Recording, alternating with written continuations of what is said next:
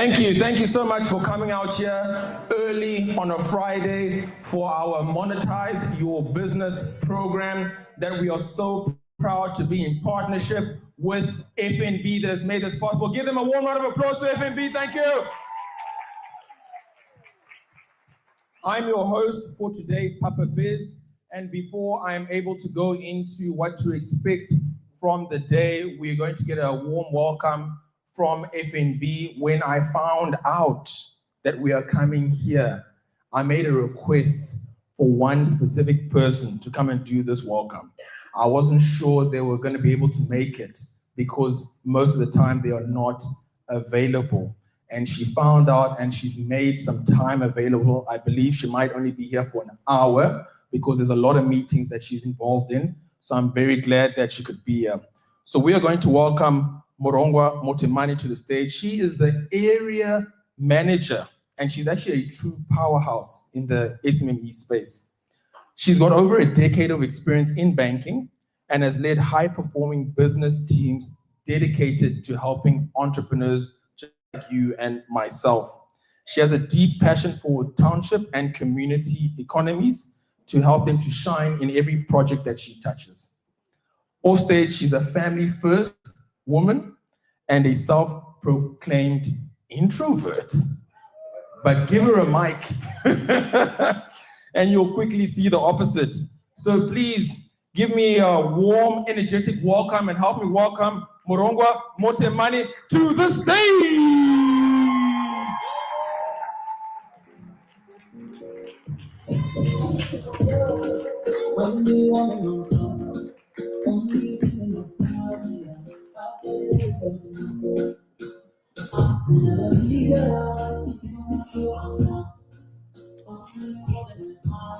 Thank you so much, Papa. Yes, indeed, I'm an introverted person, but it changed quickly as soon as you gave me the mic. But let's put that to a test. It is an honor and a privilege to welcome you all today as we meet in this gathering, not as business owners or professionals, but as a community that is committed for growth, empowerment, and sustainability. Good morning, ladies and gentlemen. My name is Morongwa Motemani. I'm the area manager for Tshwane, looking after SMMEs. And I thank you so much for coming through and to come and learn with us today. As you may have seen or heard on social or any other platform, Monetize Your Business in partnership with FNB come a long way. We've been going around doing events like this one. And thank you to the entrepreneurs who are in this room, who were on the forefront to advocate for events like this. You can give yourself a round of applause. As part of Alpha Strategy, our Alpha Strategy at FNB, our core focus is community economy. So you are our core focus. That is why we are here. And it is through events like this where we increase our support to you. We are not here only to talk banking, but we are here to give you the support to make sure that we are behind you so that your businesses thrive. I just want to find out if you guys have heard about unstoppable businesses or unstoppable entrepreneurs or behind unstoppable entrepreneurs. Have you heard about the word? No. Sorry, can I get a response? Have you heard? Oh, okay. Thank you so much. And I am glad that you are honest to say that you have not heard about it. So the word, it's a theme that we use at FNB because we are behind unstoppable entrepreneurs like you, because we believe that if we support you, if we help you, we can be able to assist you in growing your businesses. And as FNB, we believe that helps changes everything. So through this campaign of Unstoppable or Behind Unstoppable Entrepreneurs, we celebrate the resilience and drive of our entrepreneurs. Guys, the resilience that you put in the businesses that you start, the drive that you have for those businesses to start, run, and grow. So we celebrate you and we appreciate you, and we're not forgetting the contribution that you made to SA Inc. You are the cornerstone of our economy. I don't want you to ever underestimate the power that you have. And on that, I also want to pause. And I want you to look at the person next to you, because I know that when you arrive here, you just greeted one another, but you really never ask one another the most important question. So I want you to do that and say, hi, person next to you, how is business?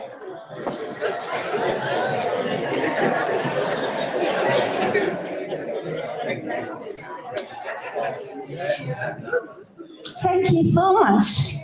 So, ladies and gentlemen, I just want to highlight a few contributions that you made that are very important, you know, and I want you to listen to this, and you need to really give yourself a hand of applause or to give you a pat on your shoulder, because sometimes you are busy, too focused into your, your business, and you ask yourself, do I really make a difference?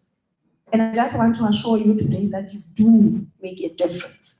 So as SMMEs, you contribute 40% to South African GDP.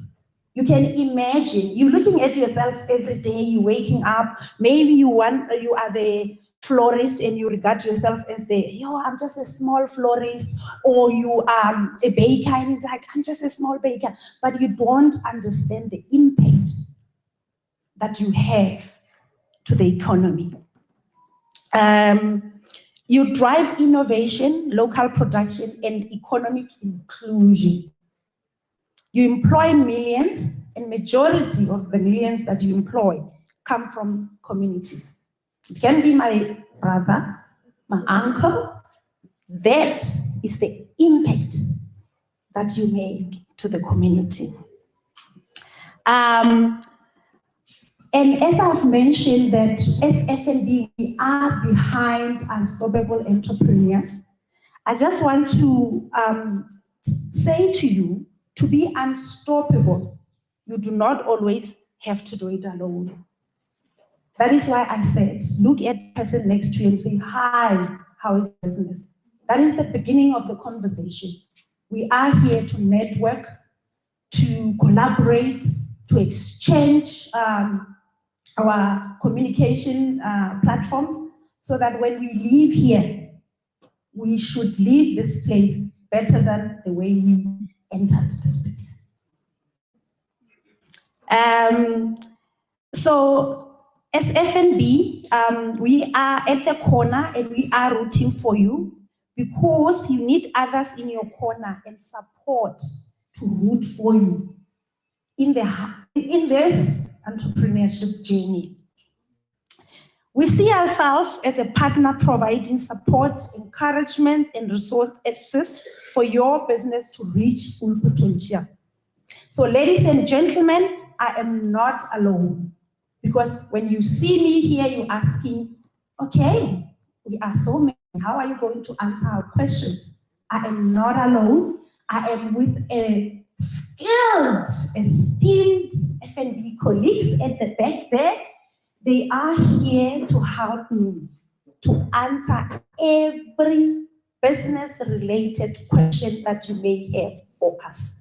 So feel free to talk to us, to ask as many questions as possible during networking session. And we are here to give you the answers and the support that you require. And those support starts from your transacting, investing, insuring, lending, and many other that you can think of that is bank related. But before I hand over the mic, because I've been borrowed some time, I just want to highlight the importance of today's topic. Contracts and agreements is today's topic.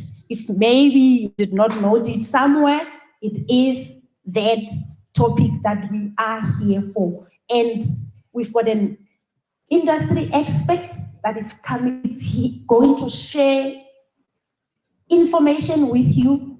Please take out your notebook, your notes on the phone, wherever you capture your notes. And please don't write it, and when you get home, you put it somewhere where we call the dating file, and it gather dust. The information you're gonna get today is it's part of the tools that we are giving you to formalize your hustle. I know that maybe some of us here are still doing the business, what we call the formal way, where we do our agreements through handshake, or by just trusting Morongwa, because you're like, oh, that one is not gonna do anything wrong, But the topic is very important because it will teach you how you can formalize your hustle, how you can, from where you are, you can grow it and make it an empire. So we are here to give you that information. And today's session is about empowering you to ask the right questions, to read fine prints, and to negotiate with confidence. So if you are given an agreement or a contract, you must not just sign on the dotted line. You should be able to read, understand, and where possible, negotiate. And we are going to give you that confidence to be able to do it. So with that being said, ladies and gentlemen, please relax, take notes, interact, network, and ask as many questions as possible. Thank you so much. Enjoy and take as many notes as possible. Thank you so much, Baba. Over to you. Thank you so much for that, Morongwa, and thank you again for making the time available to be with us. Before we begin, actually, I want to start off this way. Before we begin, where's the roaming mic? Okay, roaming mic. I'm looking for Godfrey Motsepe. Godfrey, I believe you are over here. It's Godfrey over here. Just aside as he's nodding, if you can take the mic through to him. Godfrey was the very first person to arrive at today's workshop. And I wanted to honor Godfrey over there, please. So Godfrey, I want to honor you, and if you can just let us know your name and what business you are in, please. Thank you, sir.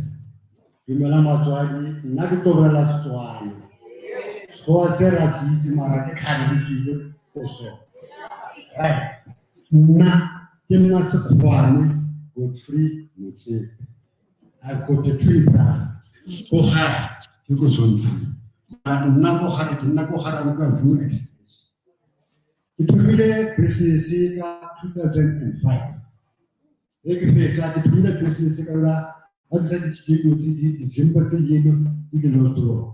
grew up, I got a deep fry. Go to Toronto, go substitute. I grew up, I got a furthermore, I had to do Albany, Bika, in the Yamaboha, Louisville, in the Yamaboha, Melba, in the Yamaboha, Les Pata, Young Pottery. Behind you, in the direct head, and I'm still going to do it. Because let me tell you a secret. That's a party. Can you believe me? Kinyete Musadi.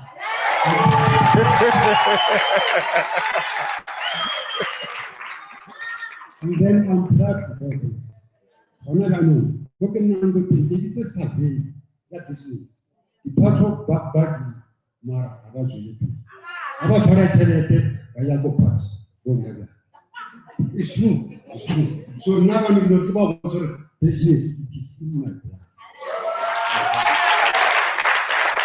Lastly, but the customers from Soweto, can you believe it? Many customers from Kuchurano. Every weekend, let me share the bar. Give a part of that. Give a fit of that country by Yagosa. Wago Soweto, actually there was on fire, at least a prison. I'm talking about part of the French. I'm talking about I'm part as Kotofa. Each and every Saturday on our phone, talk of Soweto, I can say all. Can you tell me that 8 through Monday till Thursday? Get all like 8. From that's up from 8 till 9. Can you generally the casta, the ship Tropo to Harangu. When I can say all. They never take it. The Papa, the Pato, Bampa. Chelta and the tax. One of us school, only Salin. One of our heavy filter, really work. Areka public forum in our first person. Even my customers, since in the Bible, from Sunday to Sunday, let me tell you a thing. There was a guy from Solomo, Susan. One person that watch. You know how I tell I was part of the house. I will not part of the HDC. In the National Alim. Our work here. Instead of Parliament, I will know. Who find it? Every walk of far, or right now, at the same time. If you get it, what to say, I'll feel that Kalabo. Thank you, sir. Thank you.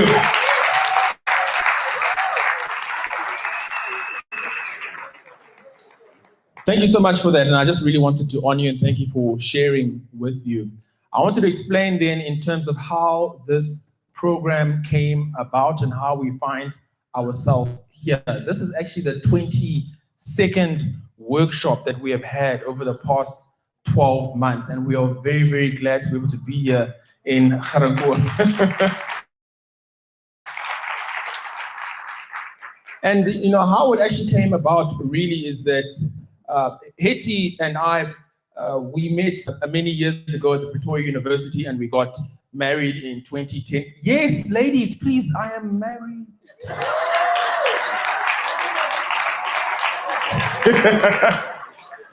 So we got married in 2010 and moved into the corporate environment. My background was in actuarial science and he went into a merchant bank. And we just started thinking about growing a business together one day. We got married, we started up thinking about growing a business.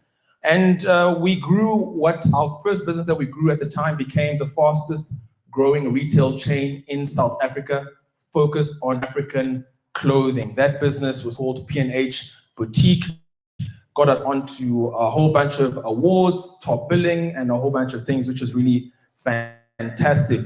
It allowed Hetty to leave her formal employment. She was head of her department at a merchant bank. And once we had enough stores, I was also able to leave the bank that I was working at. I was a vice president there at the time. Now, as we grew the business, what is interesting is that many people kept asking us for advice. They kept asking us about how to grow a business. And we'd lend the advice through to them. But then in 2020, we took it a little bit more seriously and doing it online. And what was interesting is that in the same way, just like with you, when you're starting a business or running a business, sometimes you feel that, am I really the person to be doing this? Am I really the person qualified to be doing this? And one of our mentors helped us with that thinking and helped us to understand that God does not call the qualified. he qualifies the court. And we went with this in that understanding, and then we really started to go aggressively online, teaching the principles around monetization. Monetization, how a business can be able to make more money even in their current circumstances, and get the correct thinking to stop leaving money on the table. And that's what we did with the brand Hetty the Entrepreneur. As a group, we're able to have big formal events like we have called the Entrepreneurs Year-End Event, which we have at the end of each year. And we were able to have speakers there like Vusi Tembakwayo, who's our mentor. We had Lira there, Mpumi, all types of different speakers. And just under 1,000 entrepreneurs came to this event 2 years ago. We partnered with a whole bunch of different corporations. And what happened after that is that different companies came knocking on our door to ask, how can we work together?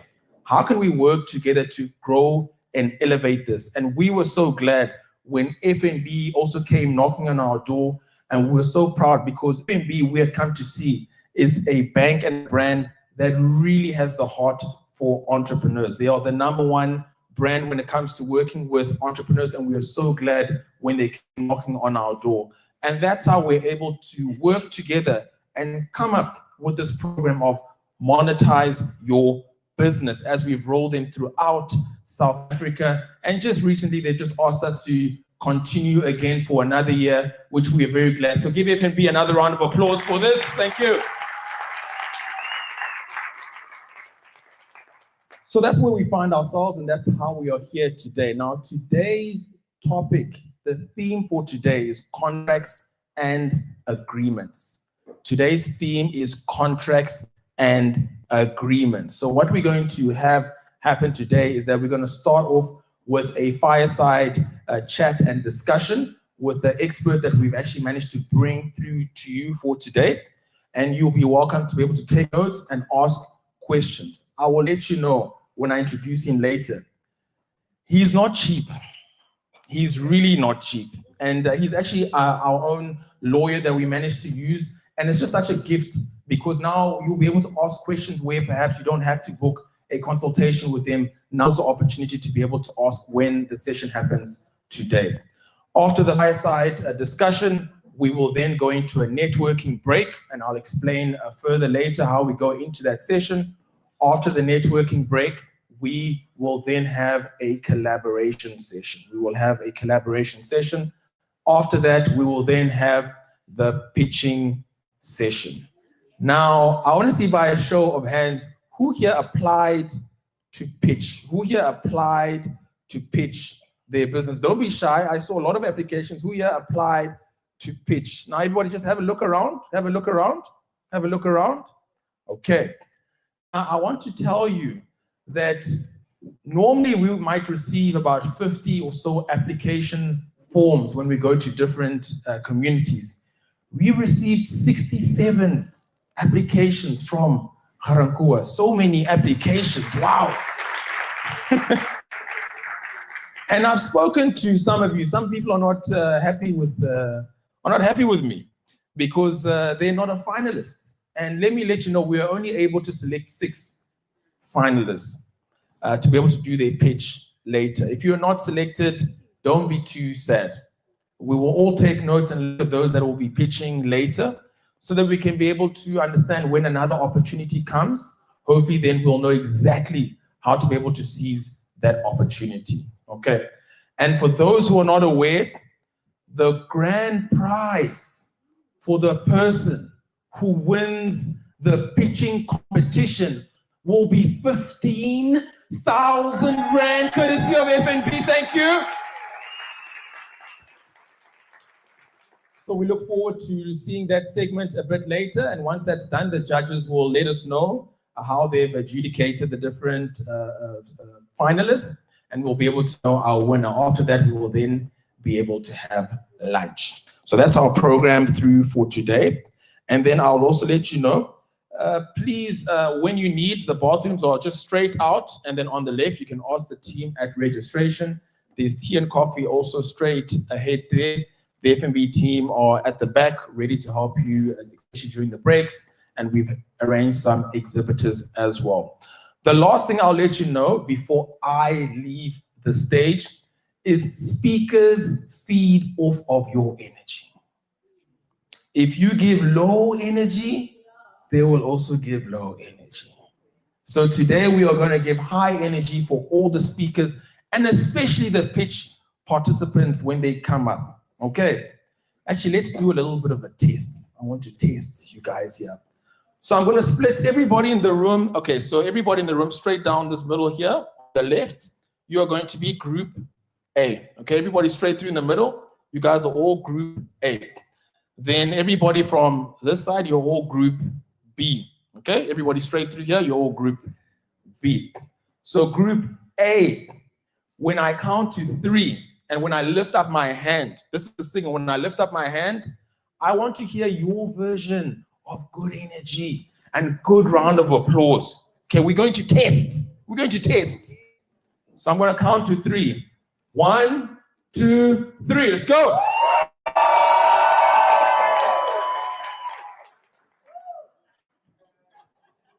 How was that?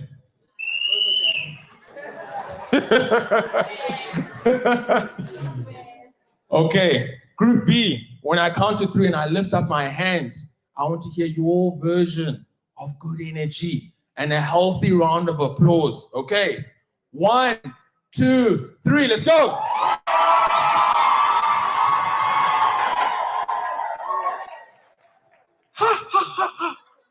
Wow. Excellent, excellent. Now you see when the speakers come on, I want the same energy. Okay, the same energy.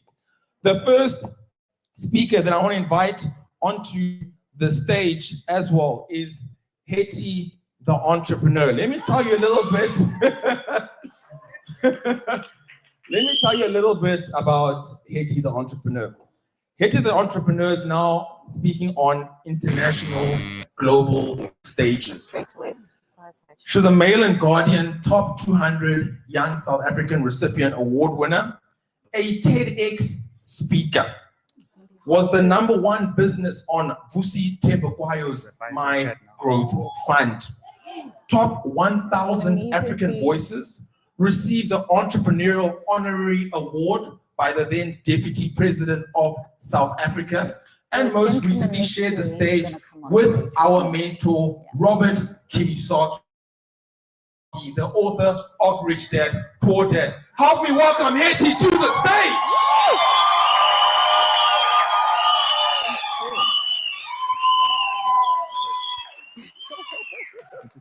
Thank you.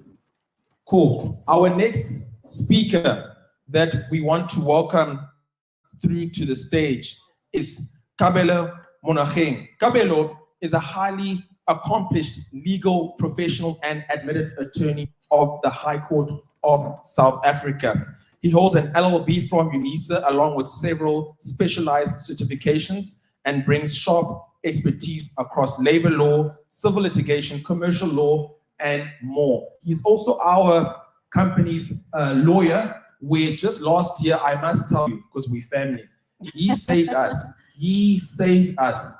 237,000 rand from a landlord that was being overly aggressive with us. So he saved us a lot of money. Kabelo has also worked with top legal institutions nationwide and was part of the award-winning team that took home litigation and dispute resolution team of the year at the African Legal Awards in 2019. We're not playing here. Please help me welcome him to the stage.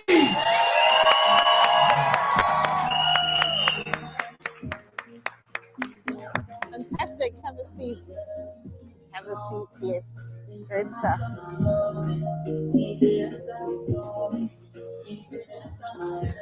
Okay, good morning, GaRankuwa. Dumelang. Lekai. Linakiteng. I am so excited to be here Kalibito ki Heti the entrepreneur. And today we are going to get our house in order, right? If we want to monetize, we need to get our house in order. Are we together? Fantastic. Who is ready to monetize their business? I love that. Turn to your neighbor and say, I am ready to monetize my business. Fantastic. I've met a lot of you. I was chatting with you this morning, and it is such a pleasure for me to be here and for us to have this conversation. So let's just have a little bit of kitchen table talk, ne? You know, when you're in the kitchen, that's where you have your secret conversations, I get it. All right, so let's just have a little bit of kitchen table talk. The truth is that sometimes we treat our businesses like a hobby. Am I right? We are all guilty of that. And then we only want to formalize things when we land in hot water. I get it. Even this situation that Papa is telling you about, that was us landing ourselves in hot water. So nobody is immune to that.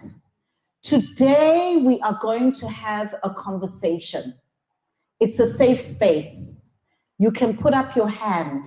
You can ask questions. Kabelo is here to give us his insight, his knowledge, and his expertise. Because when it comes to contract, I don't know about you, but for me, when it comes to contracts and agreements, I don't know my left to my right. I sometimes feel like if I've had a conversation with you and we are in agreement with each other, everything should be fine, right? And then the next thing you know, things don't go as you have planned. So let's have a safe space where we can ask him all the questions that we need to ask him. We did ask some of you to submit questions and we've got them. I'm going to pose them to him. But as we are having this conversation, it's a two-way street. If he says something that you don't understand, raise your hand and say, Kabelo, go deeper. Now I don't understand. Please explain so that you can get out of this session what you need to get out of it. Are we together? Fantastic. Great stuff. So Kabelo, welcome to the conversation. Thank you so much. Thank you very much. I'm looking forward to our conversation. Let me be honest with you. We are entrepreneurs. We are building our businesses.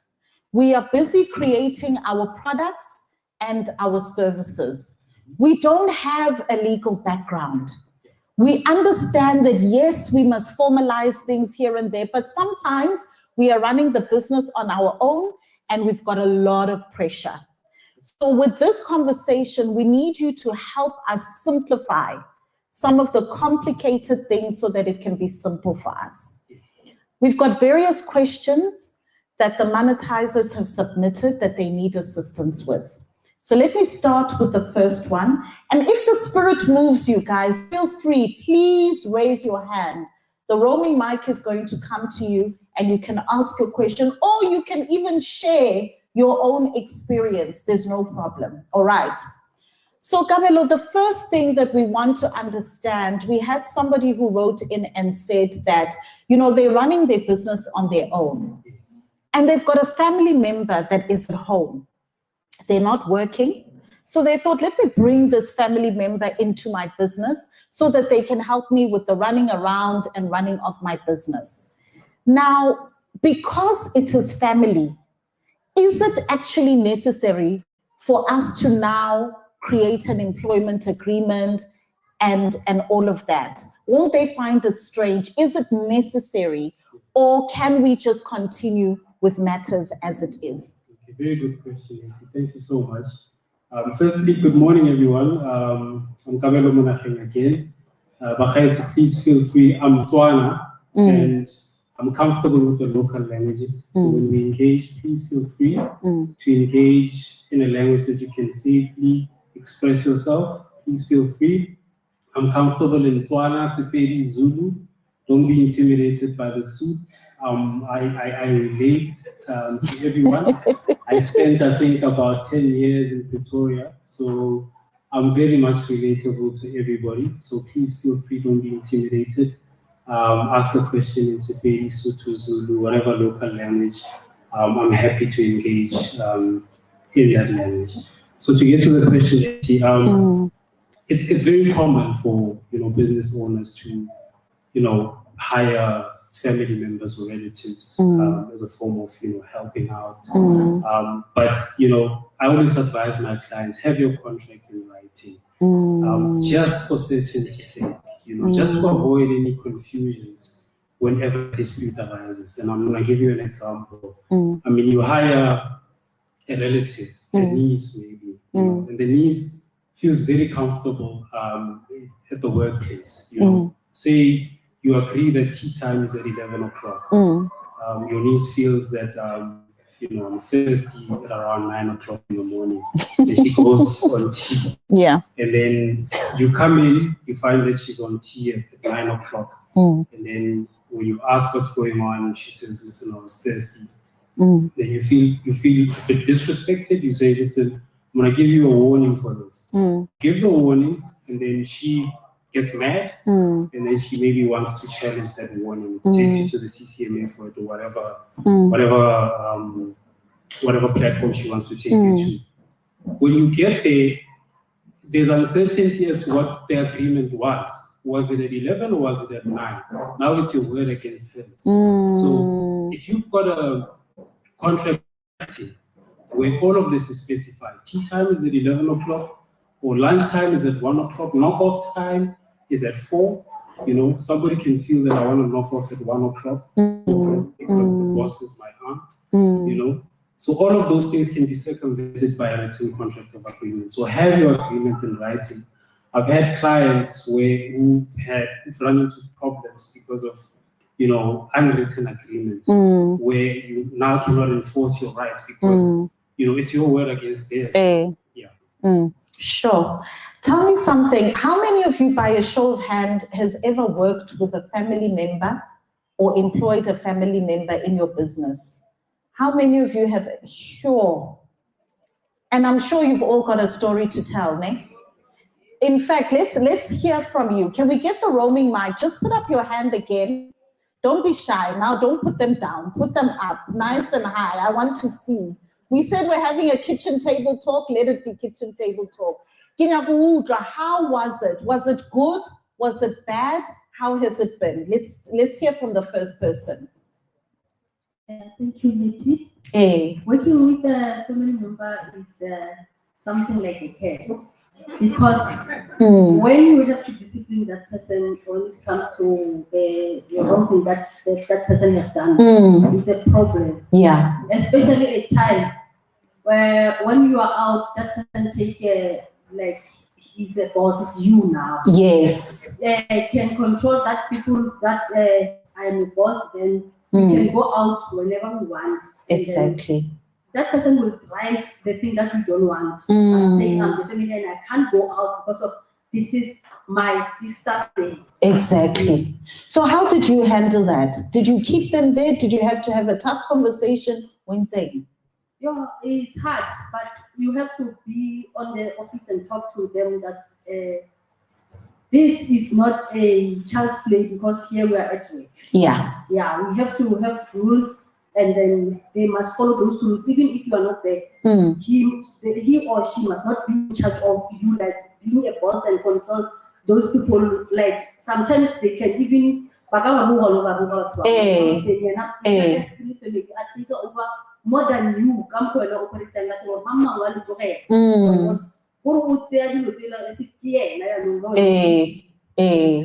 It's very, very hard. Yeah. Sure.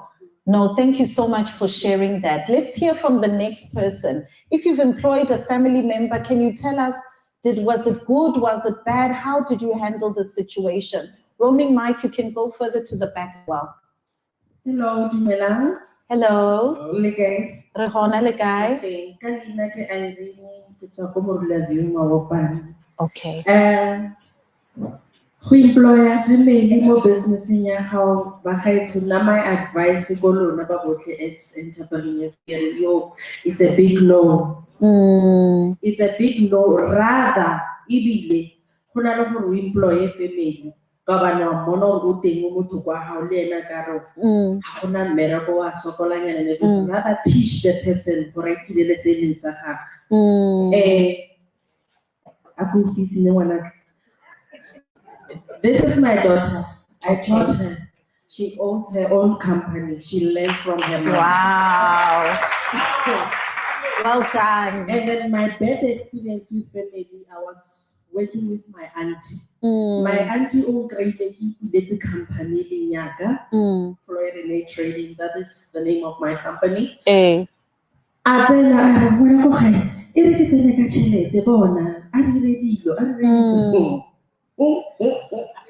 After more, I want to boss lady or company. Then I'm like, money. How a company is that I give you the Lavanava, kill to your family, I see her understand. So, Kikupa, Namena, Ariane Honamo, because Nasata don't control. Hey, and this is my baby. Yeah. And why would I come down like I want? Yeah. Yeah. So it's a big no. Yeah. No, thank you so much. And I think it also raises the concern, sorry, if the family member is older than you, then the tabatsa tlhompo, because batla tlhompi or waipona and all of these things, it actually becomes a bigger family matter. Tell me something, Kabelo, because another issue that we have, especially in retail, is if we find an employee is stealing from us, what must we do? Because the temptation now is to just fire them immediately. But then when you do that, you end up finding CCMA, and then it becomes a bigger issue. What are we actually supposed to do if we discover that somebody working for us is stealing or doing the wrong thing? Yes, thank you for that. So Bagaitsi, don't do it. Don't succumb to the temptation of just firing somebody on the spot. It will not end well. It will not end well. If the person is well advised, they go to the CCMA and it's a guaranteed win for them. It's a guaranteed win. Even though they've stolen? Absolutely. Look, there's a procedure that you need to follow, regardless of whatever the person did. So my advice to my clients is always, you have to first investigate the complaint. You may be sure that it was done, but the procedure to follow. Yeah. First investigate.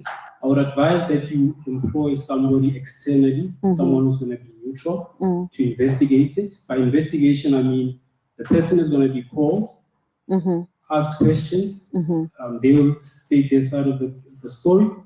Any witnesses, any person who might have witnessed the stealing will be called in to state their side of the story.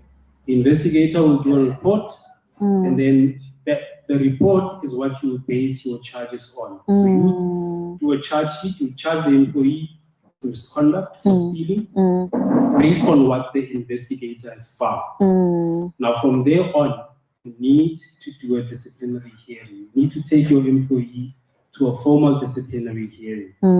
Now, you need to appoint a chairperson who's going to be neutral as well. Appoint an external chairperson. Give the person a chance to state their case as well. Give them a chance to cross-examine your witnesses. You also get a chance to cross-examine him or her and his or her witnesses. And then find them guilty at the disciplinary hearing. And then from there, you can file. Then you know you've covered your bases procedurally and substantively. So when it gets to the CCMA, you've got your back covered. Do not fire somebody on the spot. Do not. Because, I mean, even if it goes to the CCMA, once it gets to the CCMA, what do you say? What do you say? Where's your evidence? I mean, how did you arrive at this decision? So procedurally, take them to a disciplinary hearing, find them guilty, and then dismiss them. Then you've got your back covered. Sure, you know, I'm triggered, ne? Can I tell you why I'm feeling triggered? Because when I was running a retail business, we had this young lady that was working with us, and she was good, Shem. She was very, very good. And then all of a sudden, we had this client that came in and said, hey, T, you're running this business. I know you trust this young lady. She's stealing. And this person provided me with the evidence. So what do? Obviously, I go and confront her. So. She didn't even deny it. So obviously, we fired her on the spot. Straight to the CCMA. Straight to the CCMA. And it's exactly what you said, because the commissioner said, it's true, the person has stolen, but you did not follow the correct procedure.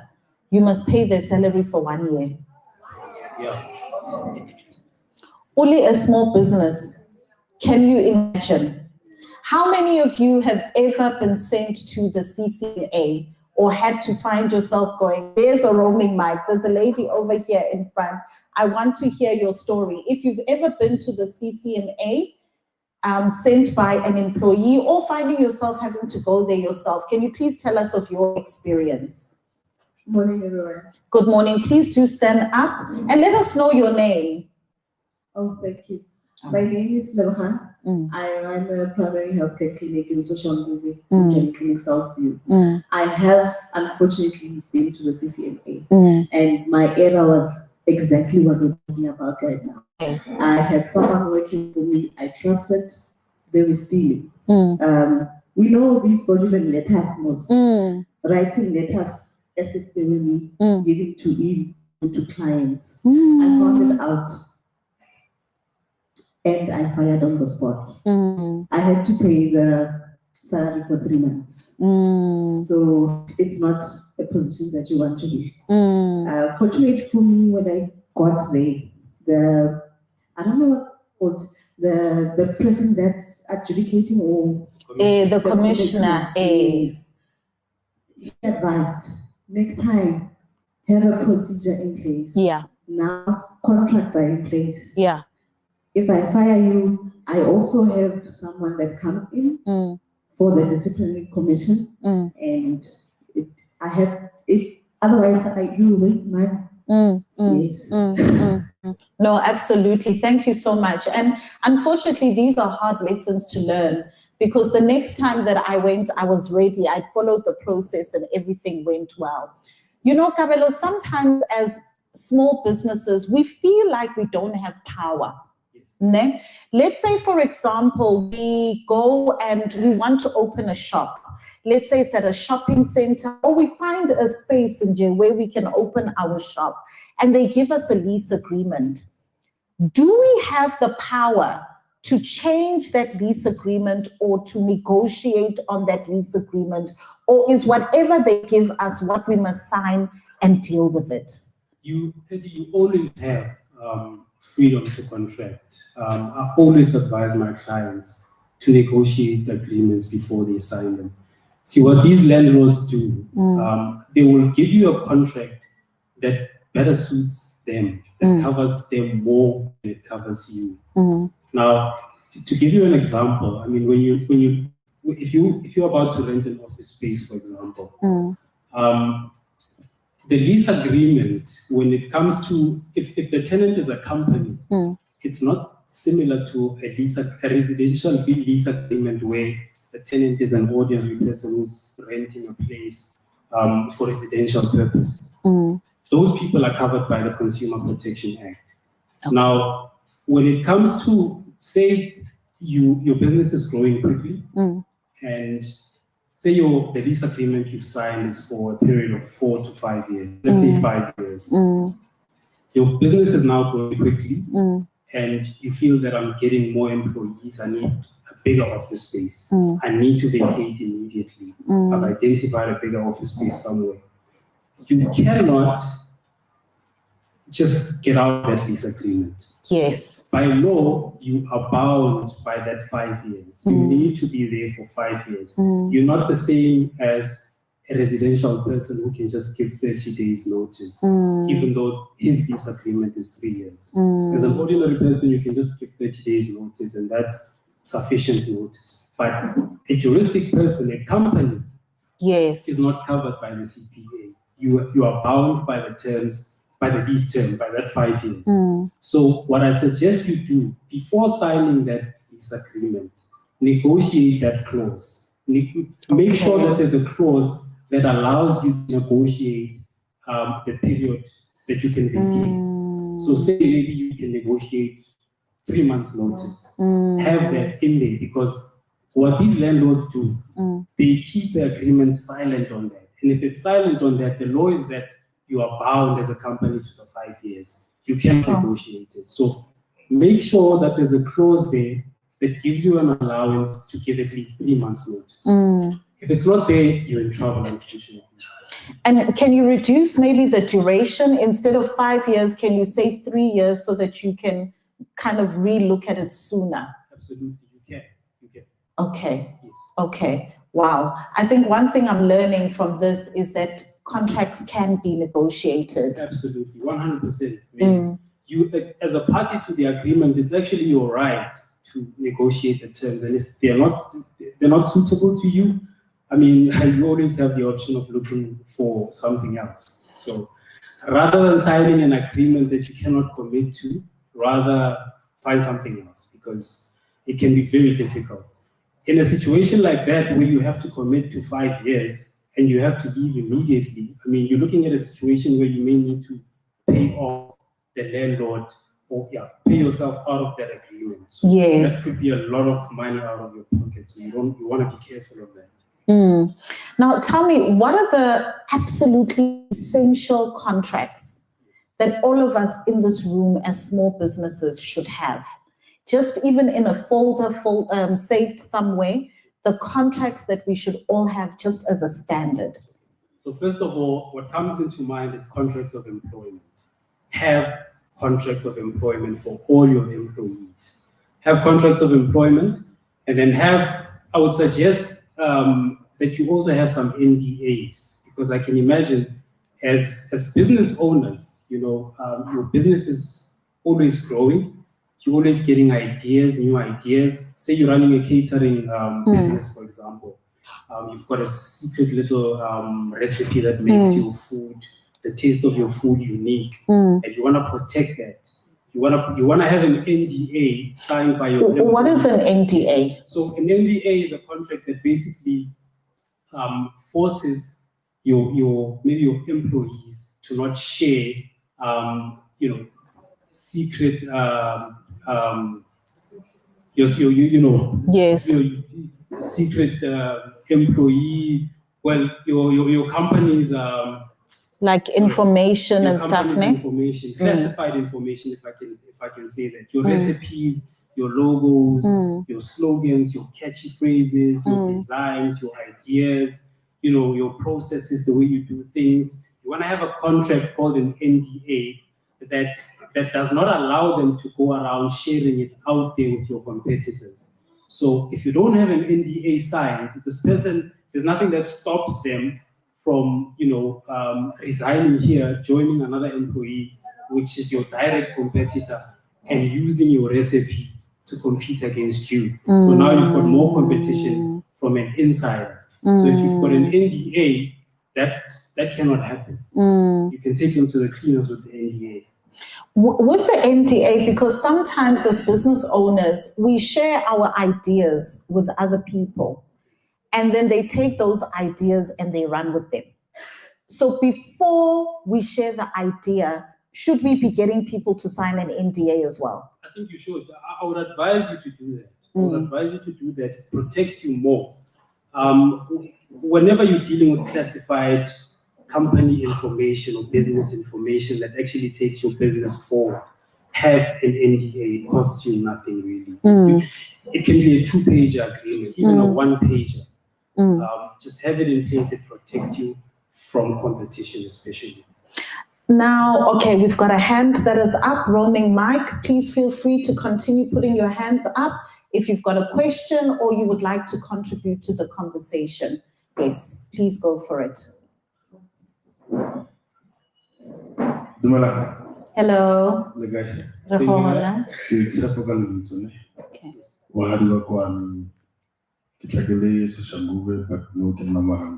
Okay. Okay. Okay. back to this one, yeah, the lease agreements and all that. No problem.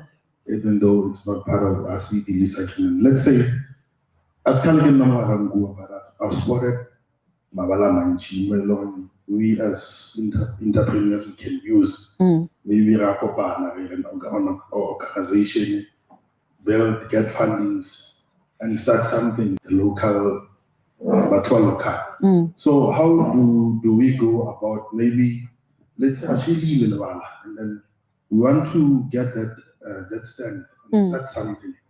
Make sure that it's up and it's upgrowing and there's no trauma that business. As they sell meat, but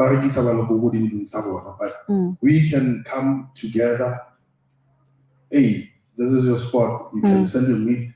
This is your spot. You can start your car wash. This is your spot. You can do your bakery and all that. So how do we go about that thing? From a legal standpoint, to make sure you're covering yourself. Yes. Okay. Okay, so can I just understand? Do you mean that? What do you do to secure that land? Is that what you want to do? Yeah, to secure that land. Meaning, again, it's just an empty land. If you can go around GaRankuwa, there are a lot of empty land.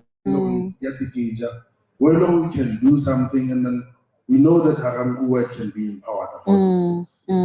I think the first step then would be maybe contact your local authority and the municipality, find out how you can maybe use that land. Because I mean, one thing you can certainly not do is to just take the land and just start building and start selling it.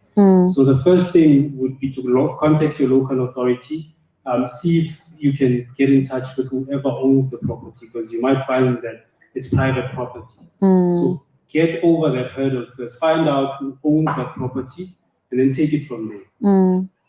And then also, once he's done that, Gabelo, I would imagine that if he's bringing other business owners in, would he need to then have some kind of contract with them as well? Because I don't know if they'd be leasing from him, but whatever agreement they come into, the person who does the car wash, the person who does the bakery, there needs to be something between them. Yes, so if you've taken over the land and you want to bring in somebody who's going to maybe take a portion of the space and maybe get into a lease agreement with that person. Agree on terms, how much is the rent, when is the rent due. Get into a lease agreement with that person to avoid disputes. It's always important to have lease agreements. If you call somebody a tenant, have a lease agreement to avoid any confusion and disputes. Tell me something, where do we get these contracts? I know that sometimes online, the templates, babang babarikisa ChatGPT, right? Let's be honest, right? So, but where should we be getting these templates? Even I'm thinking to myself, the back room. How many times do we have issues with the tenants or the back room?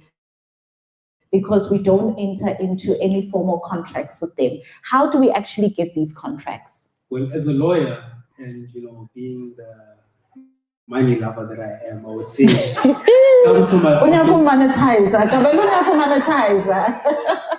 would say, come to my office. I'll hook you up with a lease agreement. But look, I'm very reluctant to advise clients to use these Google templates. I've seen a lot of clients struggle, find themselves in very difficult positions because of these Google templates. You can use ChatGPT. I find that ChatGPT is very helpful, but you want to have a lease agreement that is tailored to your needs, to what you want. So a ChatGPT generated agreement may not be specific to what you want. So you can use it as a guide, but do not rely solely on ChatGPT. But listen, I will always advise you to seek legal advice before signing an agreement or even just concluding an agreement. They can be very, very problematic. I've seen a client although it wasn't a lease agreement, I had a client who was an owner of a security company, secured an agreement to provide security services to a body corporate. It was a sectional title sort of scheme.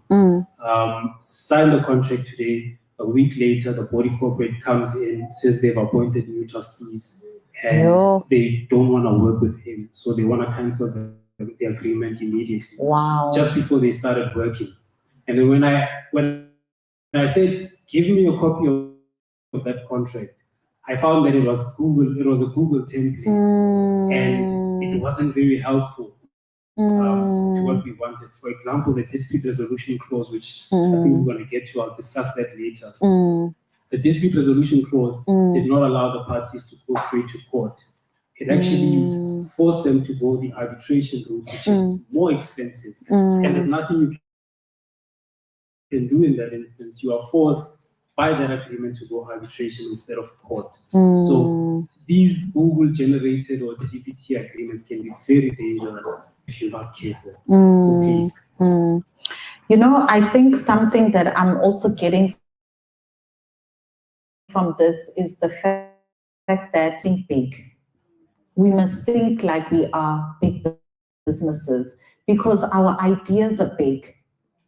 And so we need to actually protect ourselves. Whether urekisa magunya, it doesn't matter. We need to protect ourselves. Okay, great. We've got another question there, roaming mic. Good morning. My name is Muratwa from LH Fashion and Beauty Studio, based in Mabopane. I have 3 questions. The first one is with, the first one is with contracts. Can I include in my contract things that it's immediate, like I can fire someone immediately without having to go to the CCM and stuff like that? Because we're as an school now. Immediate dismissal. Yeah, immediate dismissal. Can I put a clause in there that the things that are for immediate dismissal? And the other one is for lease agreements. So let's say, for instance, I've signed a lease agreement for 3 years, but then the business is not doing well. Am I still liable to pay for the remainder of the period, or can I get out of the period? Because it's a bit tricky. It's like I'm putting myself in a corner to say yes, 3 years or 5 years. What happens if the business is not doing well? Am I liable as an individual, or is the business liable? All right, let's allow Kabelo to answer the first 2 questions, and then we'll come to the third one. I don't want him to lose the questions.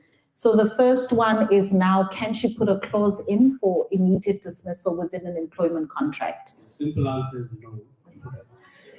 You cannot do it.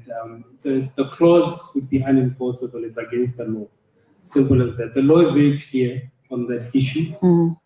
You have to do the right procedures, and the procedure is very clear. Disciplinary hearing, give the employee a chance to state their case, give the employee a chance to challenge your evidence, and then, look, you cannot do it. You're going to lose at the CCMA, even if you have a clause like that in your agreement. The agreement is as good as useless with that type of clause. It's going to be laughed at by the commissioner, in fact. Okay. So you can't. Okay. And then I think the second one was now with regards to a lease agreement. She wants to come out of the lease agreement, but there's still a term on the lease agreement. What options does she have? Okay, so you're not liable as an individual if you sign the agreement as a business. So if the agreement is, if the party to the agreement is your business, you cannot be liable. But I mean, there are ways that you can be brought in, but the first line of defense would be your business.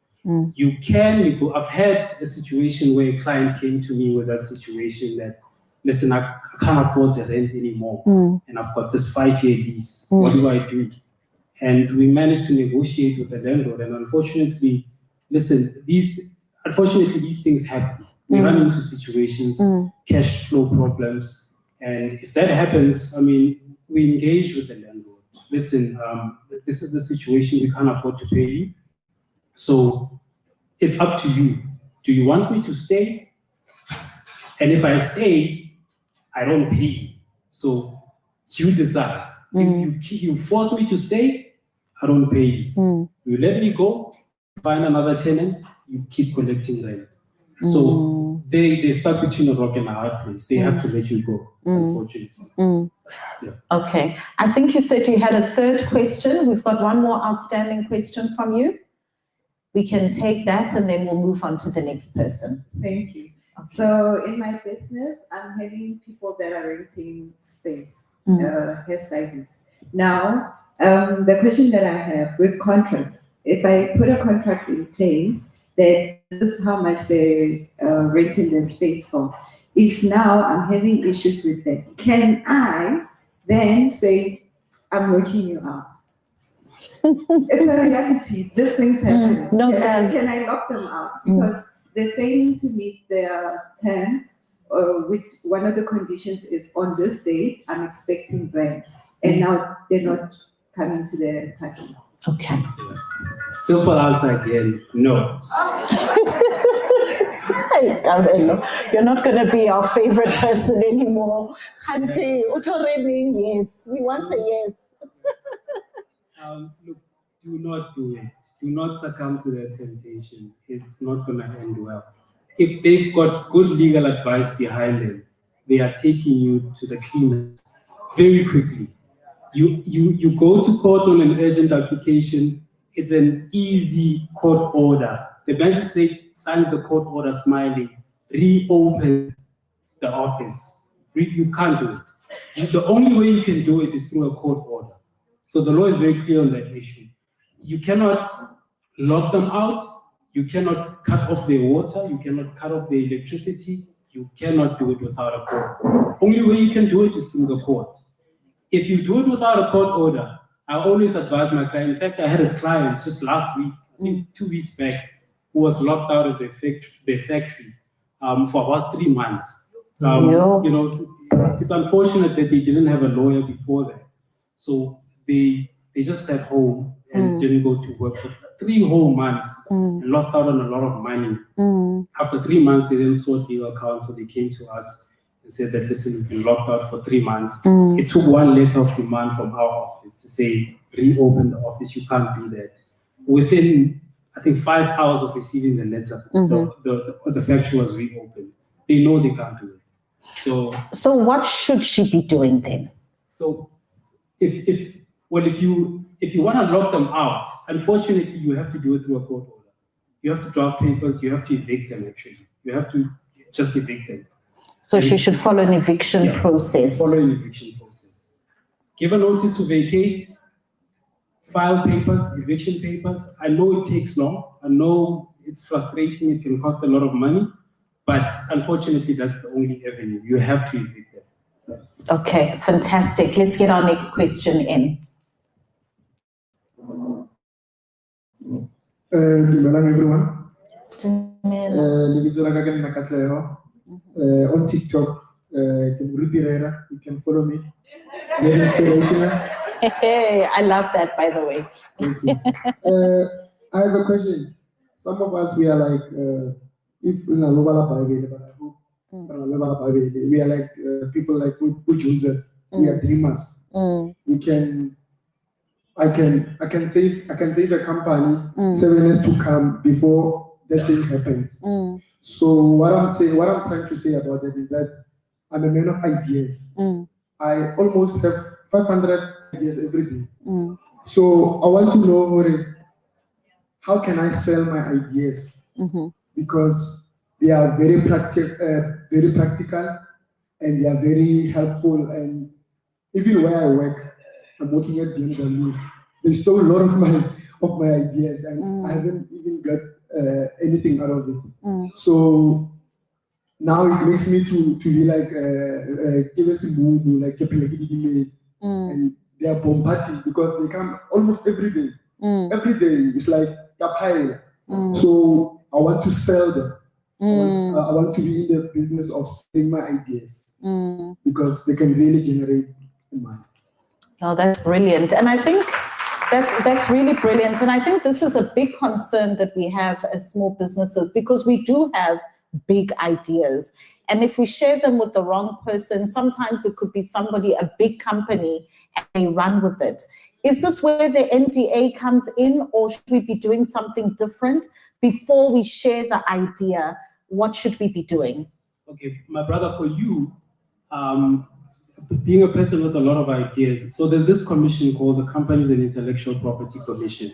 It's called the CIPC in short. So this is a company or a commission that you can go to actually patent your ideas, to have them trademarked. So you go there, if you've got an idea, maybe a logo, maybe an idea, any kind of idea, go there, have it registered so that it can't be stolen. If it's registered at the CIPC, nobody can steal it, because the next person who comes with a similar idea, it's going to be picked up at the commission to say, no, somebody has already has this thing. Already has this logo. Somebody's already got this process or this technology or this design, whatever. You should actually be a friend of the CIPC. And an NDA is actually a backup. I would advise you to also have an NDA. If we those are the ideas of how, when you let people like that into your circle, have them sign some NDAs. Sign listen, this is my idea. You acknowledge that this is my idea. You're taking it nowhere. And you're going to have it closed, obviously, there to say, if you dare take it anywhere else, I'm taking you to court. They're not going to do it. So whether you should be a friend of this. All right, fantastic. I think we had another question. Please feel free. You can stand up, let us know your name. Good morning. Morning. My name is Emma from Blog X at Social Media. Okay. I've been taking notes here. Fantastic. It seems as if you are having problems with the. And then my question is. Yeah, if you can just bring the mic closer to you so that we can hear you nicely. Okay.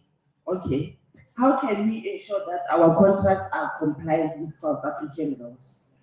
Because I realize that you are having problems with our contracts. Thank you very much. All right, great. Can you maybe be a bit specific in the form of an example?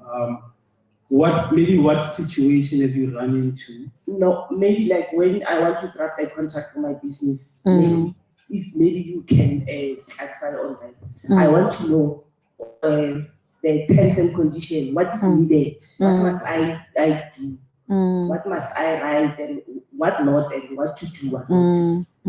Because maybe sometimes I don't have ideas of what must be in the contract. Okay. Kabelo, I think just to kind of expand on that, because I think it also speaks to that question around immediate dismissal.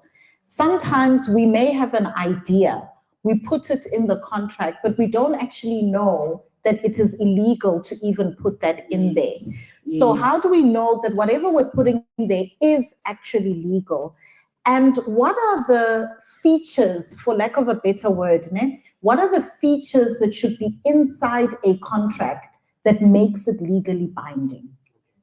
So it also depends on what kind of business you're running. So let's take a contract of employment, for example. You obviously need to have the parties, which is you and your employee. You have to maybe discuss the notice period. If somebody is to resign or leave your employment, you need to agree on what kind of notice period you will serve before leaving. Obviously the remuneration amount, the payment date, and maybe if there's let's say there's I want to also suggest a restraint of trade clause, which allows you, or which actually prevents the employee from, if they resign,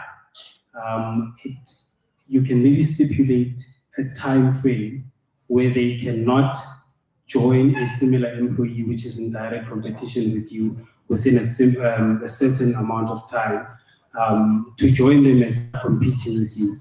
I see. Does that apply to all industries? Can anybody have that? With the restraint of trade, you can. It does apply to all industries, but your restraint of trade clause has to be you have to be very careful with that, because you need to remember that people have a constitutional right to freedom of trade and occupation. So you can't say to somebody, you can't join my direct competitor within the next 10 years or within this geographical area. You have to be very reasonable, maybe in terms of the period in terms of which they can do that.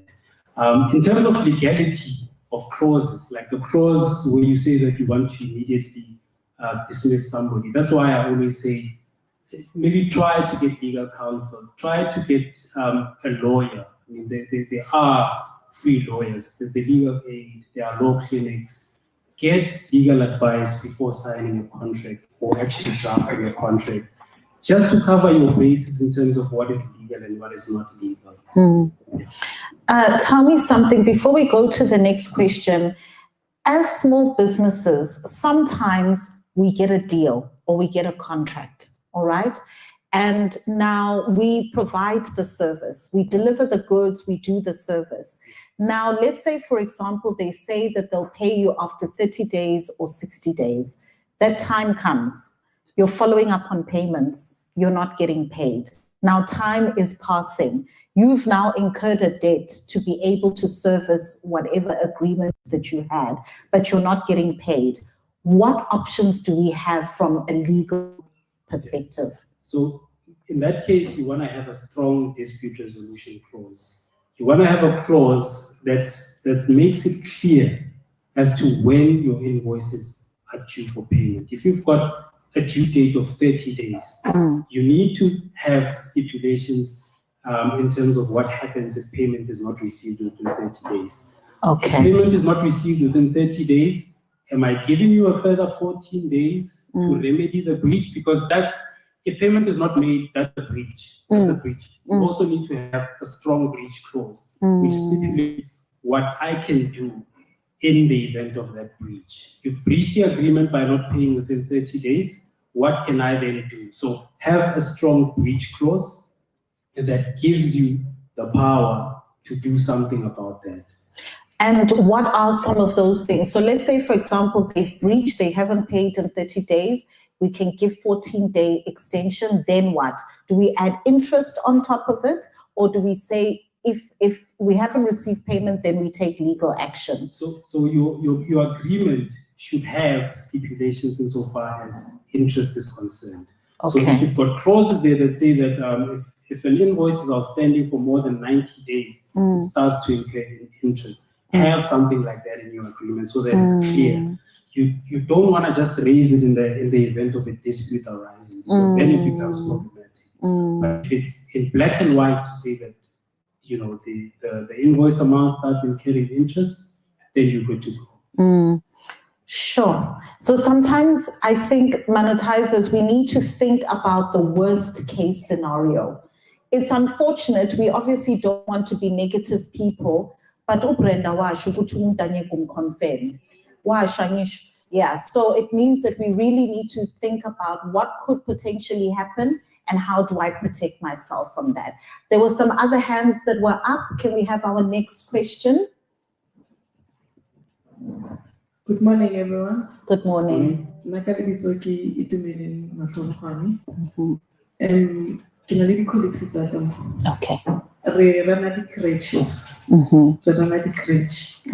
Now, a lot of things are happening. More industry,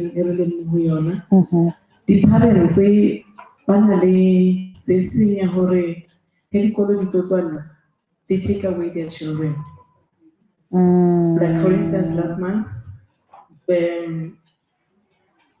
but they take out their children. So for that whole month, simply because they took out their children, they don't want to pay us. And you find I do have the contract in my center. Mamzota has the contract in her center.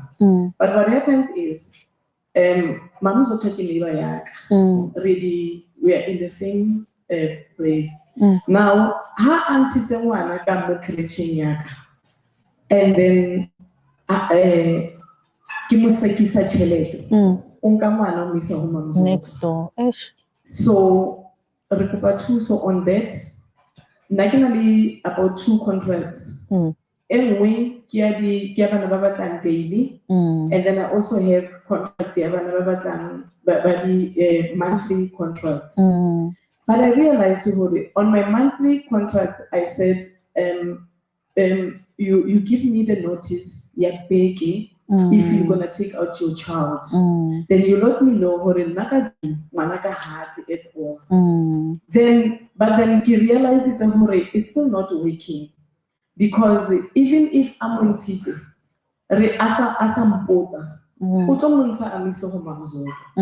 now here's another scenario. Really big colleagues, so it happens now the question is Mamuzoto allowed to come to my creche at the second one? I don't say he's no, mem utileka huele, and then how do you go about something? Things like this. This is a tricky one because, it's a tricky one. It's human relations. It's also got to do with maybe industry standards among themselves as the creches. Maybe they need to have their own agreements, but maybe how would you tackle that? So it's quite sensitive to me as well. I related to a situation where, with transport drivers, these people who transport kids, during school holidays, kids are not going to school. And some parents feel that, listen, for this December period when kids are closed, I'm not going to pay you because my child is at home. So remember, you've got an agreement, you've got a contract with these people, or they are going to pay you every month, regardless of whether the child is home or whether, if you're a transport driver, whether the child is home or not. So that's a breach. If a parent is not paying you for that month, it's a breach. You can actually take steps to recover your money. What you can't do, however, is you can't force them to retain their child there and not take them to somewhere else. That you can't do. But what you can do, you can of course go after them for charitable. So you are entitled to that money contraction. And please don't get me wrong, if you don't have a written contract, a verbal agreement is as enforceable as a written agreement. It's legally recognized. It's the same. The problem with a verbal agreement is that, there can be uncertainty, there can be disputes. It's your word against mine because I don't have proof. But it's always good to have these things in writing. If it's clear to say that you are paying every month and you don't have a disclaimer there to say that during school holidays you don't pay, then you are entitled to that money. They owe you that money. They have to pay you that money. So send them a letter of demand, get a lawyer, claim your money. Yes. Sure.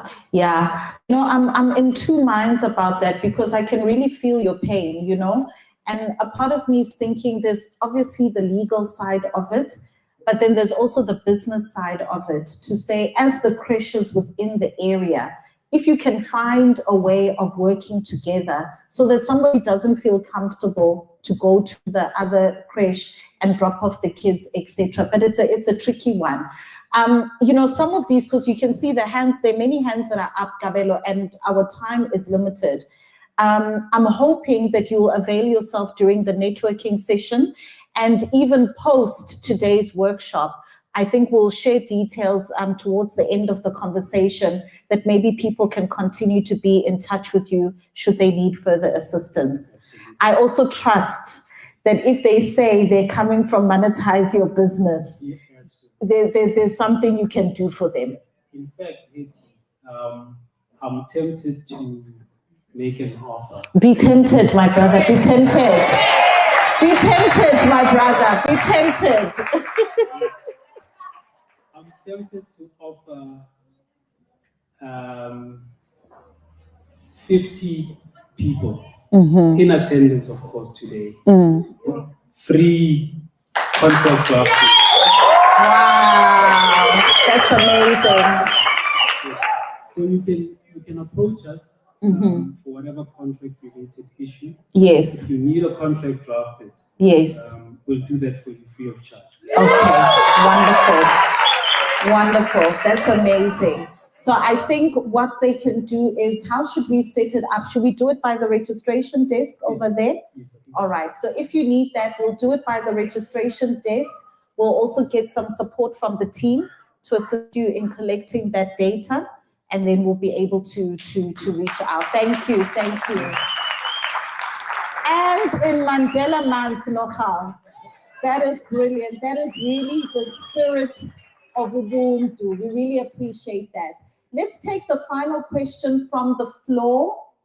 Let's take the final question from the floor before we begin to wrap up this fireside chat. Good day, everyone. Good day. Good day. My name is Eunice Mutwadi. I'm a farmer.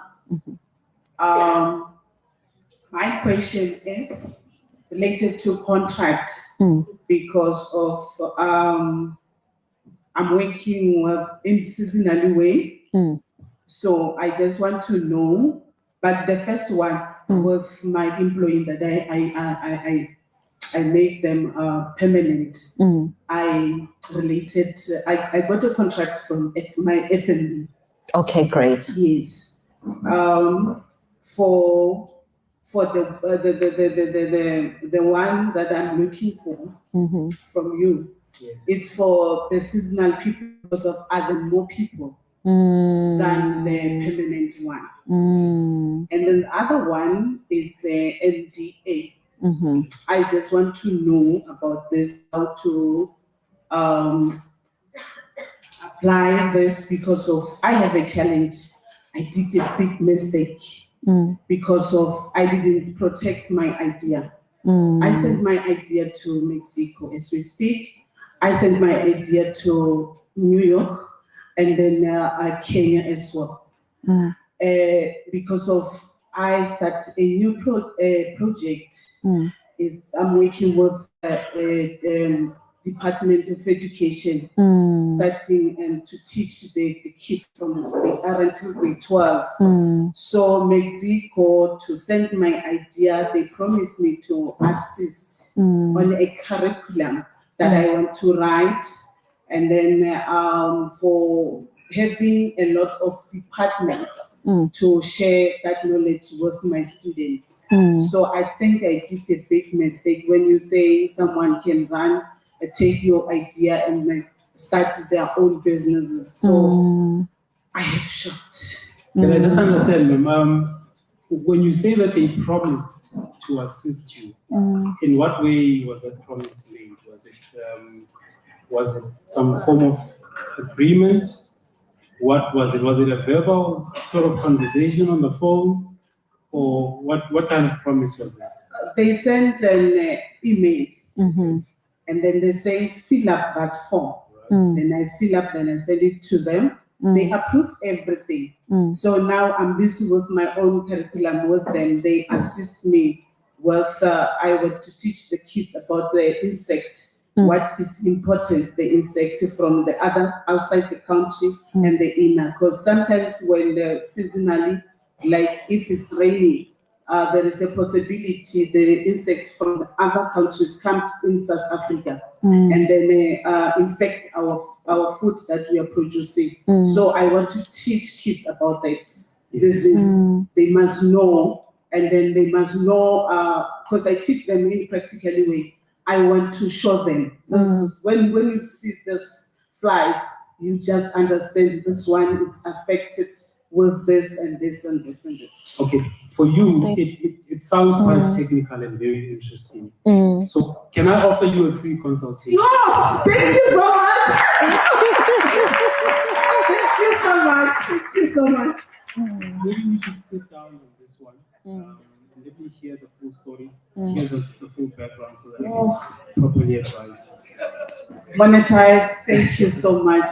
Wow. I really appreciate it. That's fantastic. Sure.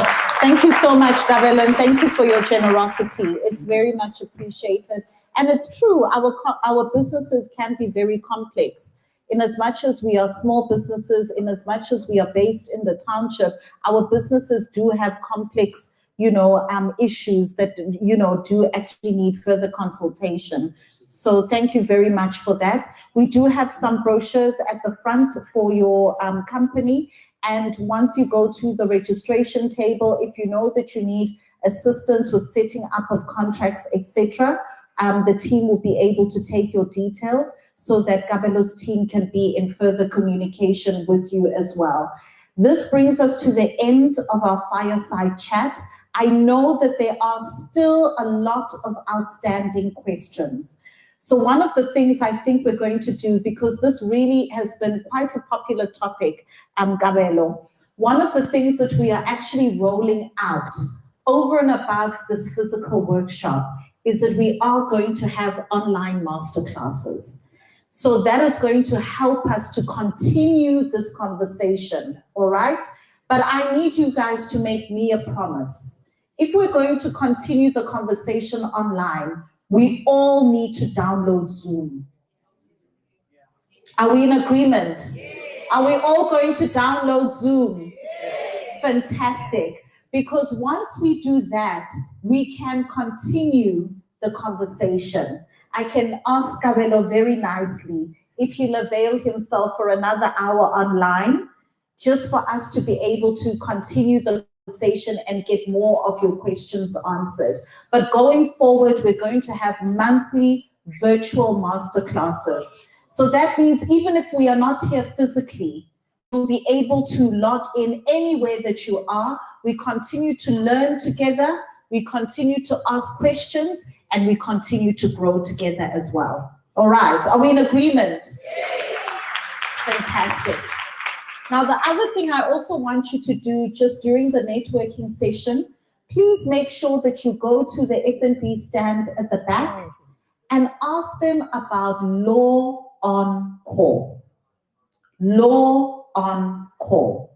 How do you get access to that as a small business, and how can it help you in your business? All right, are we together?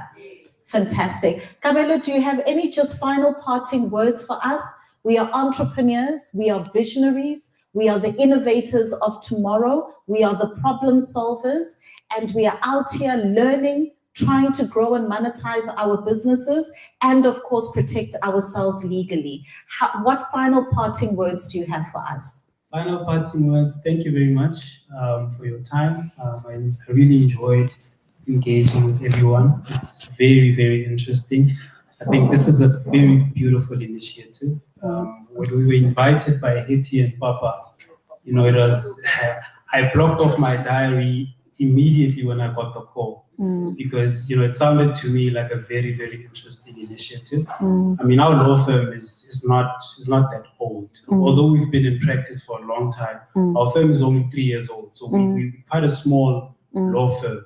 So we can relate as much to you as we can. So thank you very much. I'm definitely going to avail myself. I've got a big team of very keen young lawyers with me. They'll be happy. I said 50. I boldly said 50 because I've got a very good team behind me that's going to come in and be happy to assist everyone. So please work with us. We'll be happy to work with you as well. Thank you very much. Fantastic. Monetizers, thank you all so much. I hope you feel energized. I hope you feel renewed about your business. I hope you feel encouraged to know that even if we've made mistakes here and there, we can always rectify them. Tomorrow's always a new day. In fact, let's all be on our feet standing.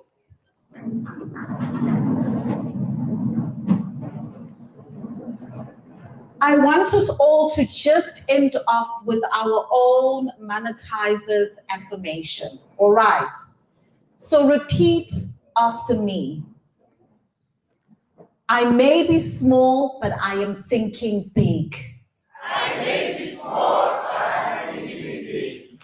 I am going to seek help with my business.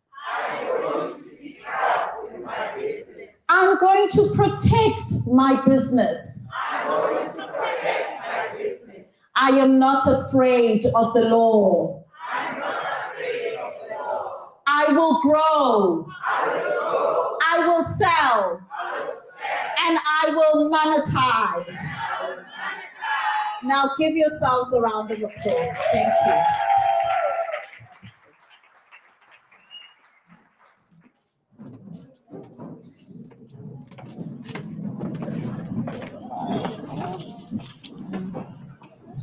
The mic.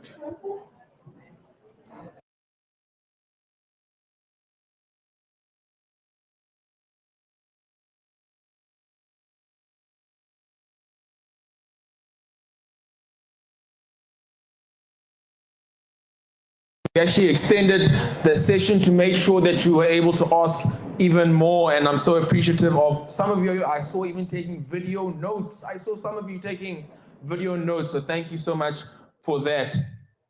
We're going to go into our networking break, and during the break, the F&B team is there at the back for any questions that you have. I want you to know today you don't have to go to the branch. We have brought the team here, and as Hetty said, make sure to ask them about law on call. Make sure to ask them about law on call. This is a solution they have to help with contracts, agreements. There's a whole bunch. Ask them. They have all of the information. They're able to help at the F&B stable there. Also, we've arranged some exhibitors to be here. We have not charged any exhibitor to be here.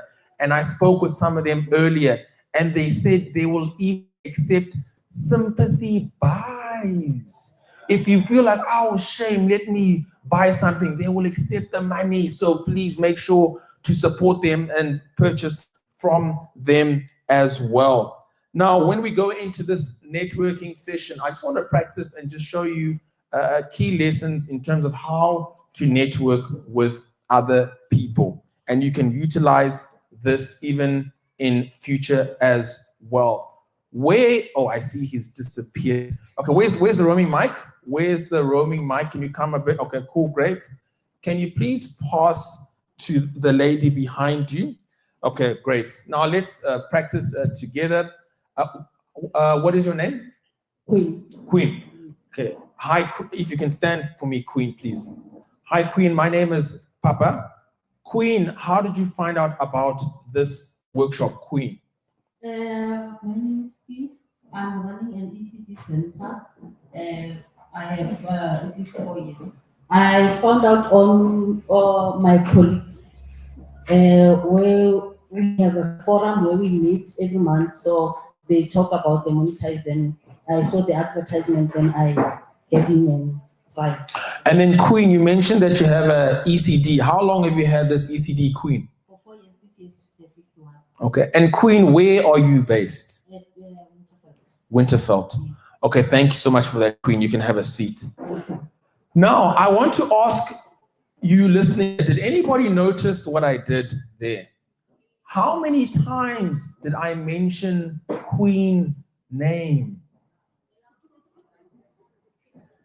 As many times as possible. When you meet somebody new for the first time and you engage with them, use their name as much as possible in the beginning. Because when I see her, what comes to my mind?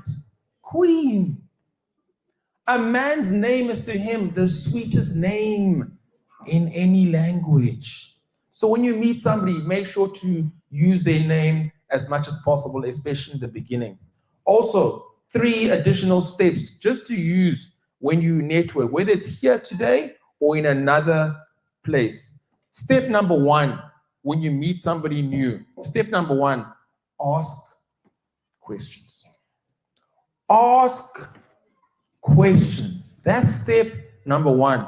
A lot of us, I used to be like this because my background was in mathematics. I studied actuarial science. I meet somebody new and I'm nervous. I just vomit information about myself. No. Ask questions.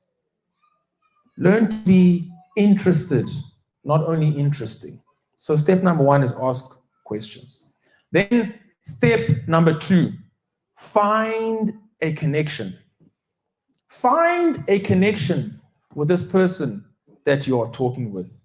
Even in a room like this, it's very easy. The easiest way to connect is, I'm a business owner, you're a business owner, let's talk about our businesses. Find a connection. And then step number 3 to close it all off is go in that direction.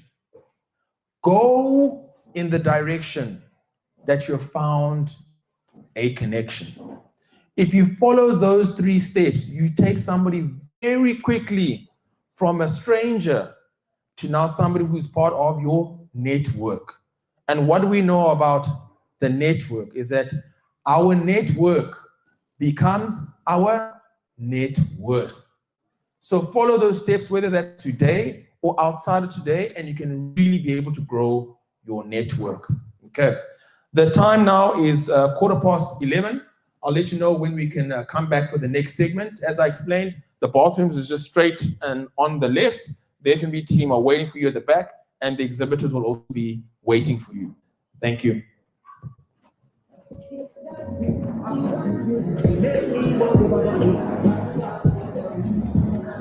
Can I just switch off your mic, Pablo?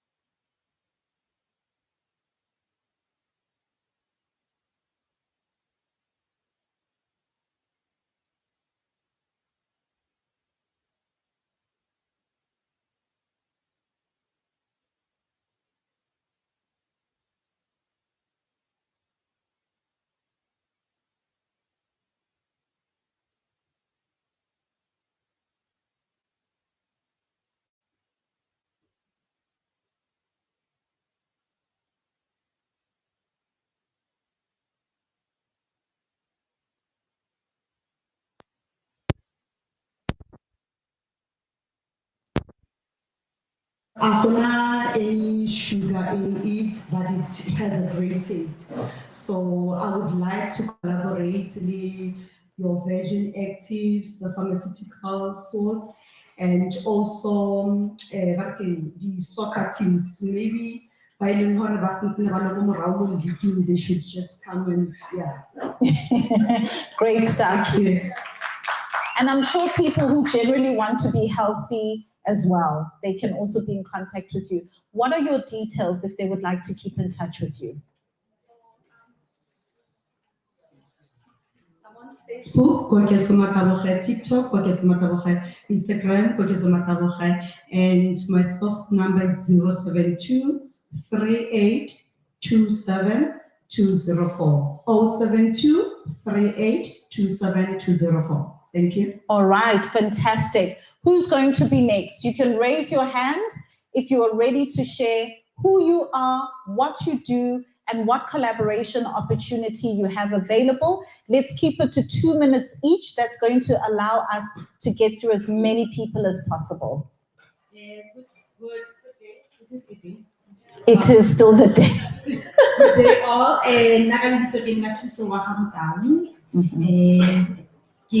I'm a Soap Queen on TikTok. I'm also known as the Soap Queen SA on TikTok. I'm a CEO and the co-founder of Mighty House of Soap. We're a business that is based in GaRankuwa, Zone 15 industrial site. What we do, we recycle used cooking oil around the area of GaRankuwa and other neighboring areas, and then we take it to the factory, we purify that oil, we turn that oil into soap.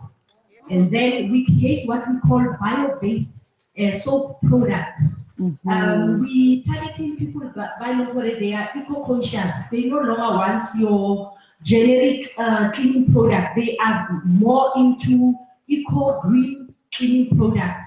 One of the people that we want to collaborate with is, I'm excited because we've got child care or like the crèche. I'm excited to collaborate with the crèche owners because Mabopani is really going green in terms of cleaning their facilities with green products. So I'm looking into GaRankuwa to really look into eco-conscious product like cleaning product where our kids spend most of the time, bakrola, mufate, and all those things.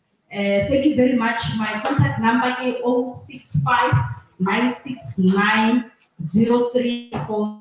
065 969 0347. Thank you so much. Go to TikTok, the Soap Queen SA. Thank you. Garanga. Fantastic. I'm thinking even people who've got shops as well, it will be very good for you to use those products there. Great. Let's go to the next person. Good morning. My name is Stanley. My company is Touch Picture Ltd. And I'm dealing with air conditioning, refrigeration, as well as fixing washing machine, dishwashers, and so on. And I've been in this industry, I think, for more than 20 years now. So unfortunately, I'm not like the ones come to 5 million and so on. So I'm still growing, and I hope I can find people who can assist me and help me with my business. I'm a technician as well. I'm a director. So if you have any problem with anyone who has a company who's supplying or anything, or the company doing business in government, I'm a technician, you can call me. My cell phone number is 073 788 2206. And the other one is 073 789 5640. TikTok, STN for me. Everywhere, Facebook, STN for me. Everywhere. Wherever social media you want me, just type STN for me, you'll find me there. Thank you. Great stuff. Thank you so much. Cell phone number again, 073 789 5640. I've got business card as well. I can provide you with it. I've got temporary business card. Thank you. Great stuff. Well done. Where is Maria? I was speaking to Maria earlier on. She does embroidery and art and even branding of clothing as well. Maria, ukokai, are you there? Okay, great stuff. Good day to everyone. My name is Maria Mutsepe. I'm from Mutsepe's Embroidery Art and Project. We are based at Hebron next to police station. Our service, we do printing and we also do embroidery and manufacturing for school uniforms and for creches. Okay. So we do t-shirts, mark, key holder, cushion, candles, DTF, and vinyl. We are based at Hebron, as I said. My number is 071 74 39 376. Other number is 083 719 6418. I'm gonna repeat them again. 071 74 39 376 083 719 6418. Thank you very much. Now, Maria, if we come to you as Monetise Your businesses, and we say we saw you at the workshop, we'd like you to do branding for our t-shirts, etc. as business owners. 100%. You know what I'm saying again. I'm not going to disappoint you. Okay, all right, fantastic. Okay, great stuff. So if you need to brand your uniforms to professionalize your businesses, Maria is there. All right, great stuff. Who's our next person that we have on the floor? Raise your hand high so that we can see you and give you an opportunity to speak. All right, fantastic. Hello, everyone. Hi there. My name is Mulungi Msechasitili. I'm from Mabopane. I'm the founder and director of Precious Naturals, which is a company that supplies schools, offices, creches, and all that. Okay, sorry about that. I'm also venturing into skincare products and hair care products that are very organic, made with natural ingredients, and I use them on myself. I use it on my hair and I use it on my skin. So why not turn it into a business? So yeah, my number is 061 461 2352. You can get me on a call. I also have my business cards for anyone who wants. Okay, fantastic. Thank you. Thank you. Thank you so much. Who do we have next up? Remember to introduce yourself, your name, your business, what you do, and what collaboration opportunity that you have available. Who would you like to work with? All right, awesome. Roaming mic, you've got, this side, go for it. Okay. Hi, everyone. My name is Sophia Mayani. I'm from Mabopane, Slovoville, next to Lebanon. Our company is called Kutsapele Project and project, and we're dealing with catering and uniforms. We're doing printing and embroidery as well. And we've got another company, my sister in that company, is called Ultimate Security. We provide security, modi company, and the modi kolo. Okay. We are armed. We've got an armed response company. We've got Dikoloi. We're quick to respond. So, maybe Dikolo or someone from the government, even the companies, security. Our number is 060 633 933. 060 633 933. And another number is 082 393 8208. 082 393 8208. Okay, fantastic.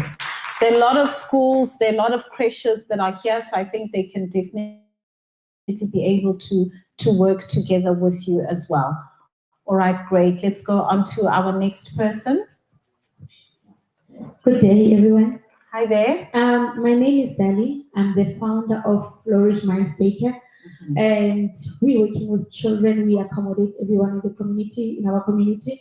And we also accommodate children from disadvantaged areas. We don't just accommodate children that can pay well, but also that are disadvantaged, so that we can accommodate everyone, as we believe that children needs to be developed holistically, so as such as emotional, physical, and cognitive.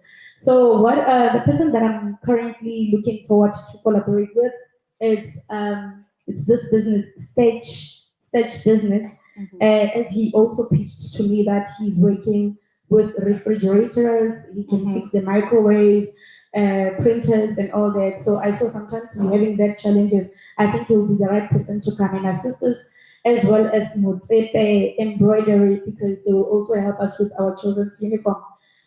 You can get hold of us on TikTok, Flourish Minds Take Care. You can also get hold of me on 072 074 2499, as well as on my emails. It's chibanadali@gmail.com. Thank you. Wonderful, wonderful. I'm so glad that you've already identified 2 opportunities. So that's wonderful. Thank you so much for that. Let's move on to our next person. Great stuff.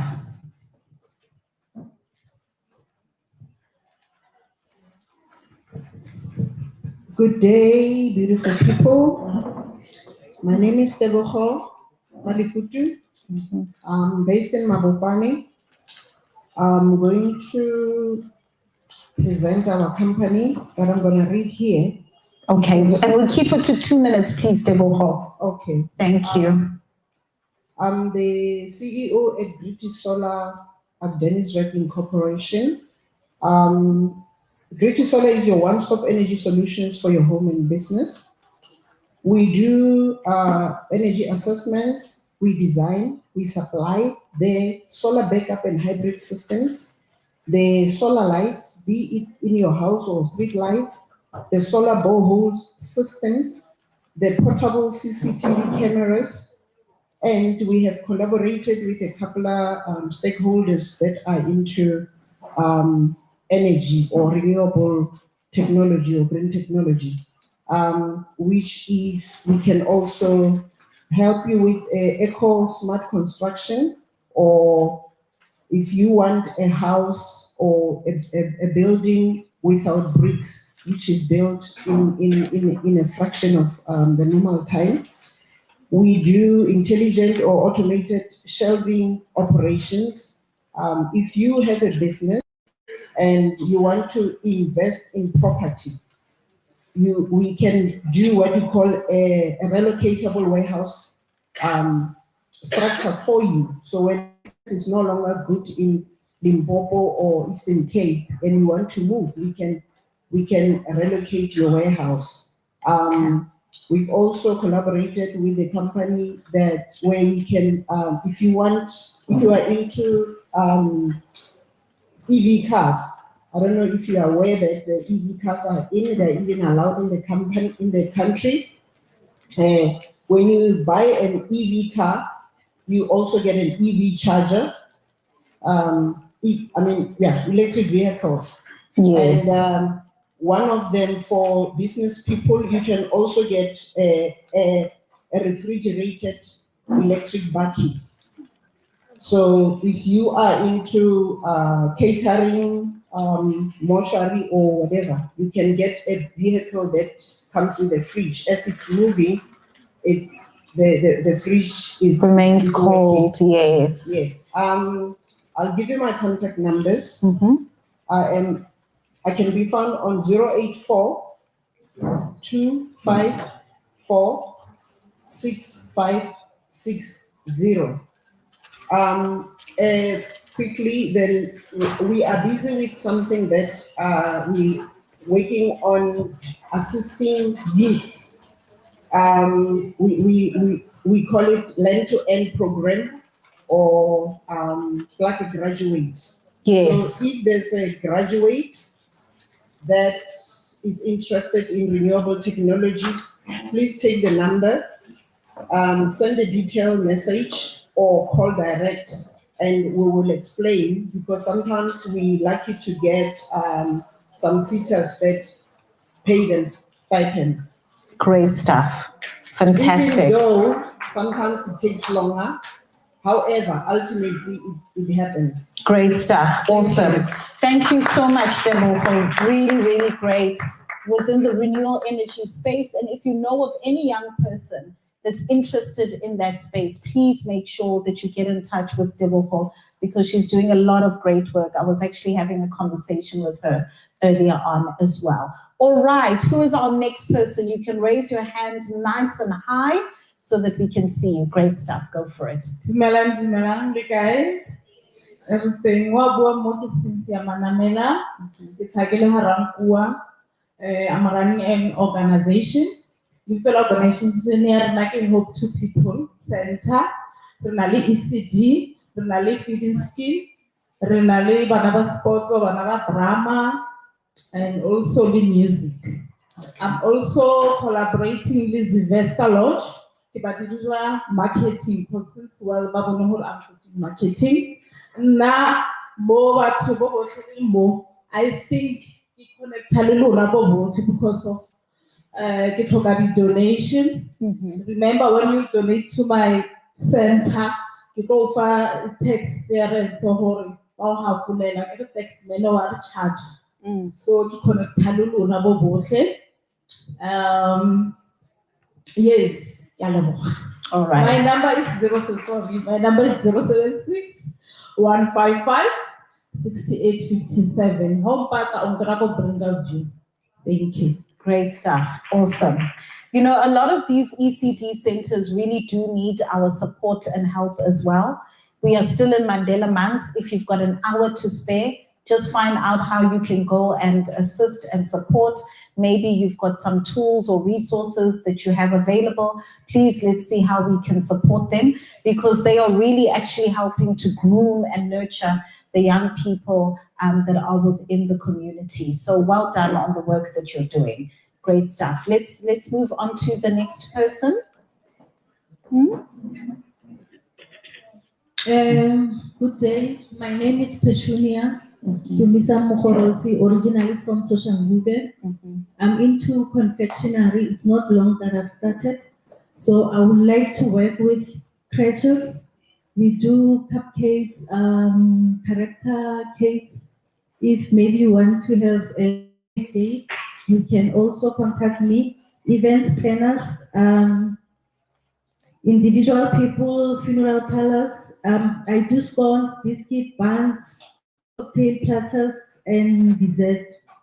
I also train people who are unemployed at a certain fee. It depends if they come with a large number of groups, then I'm able to give them a low discount so they can be able to start their own businesses. So far, I've trained 4, and they've also started working for themselves.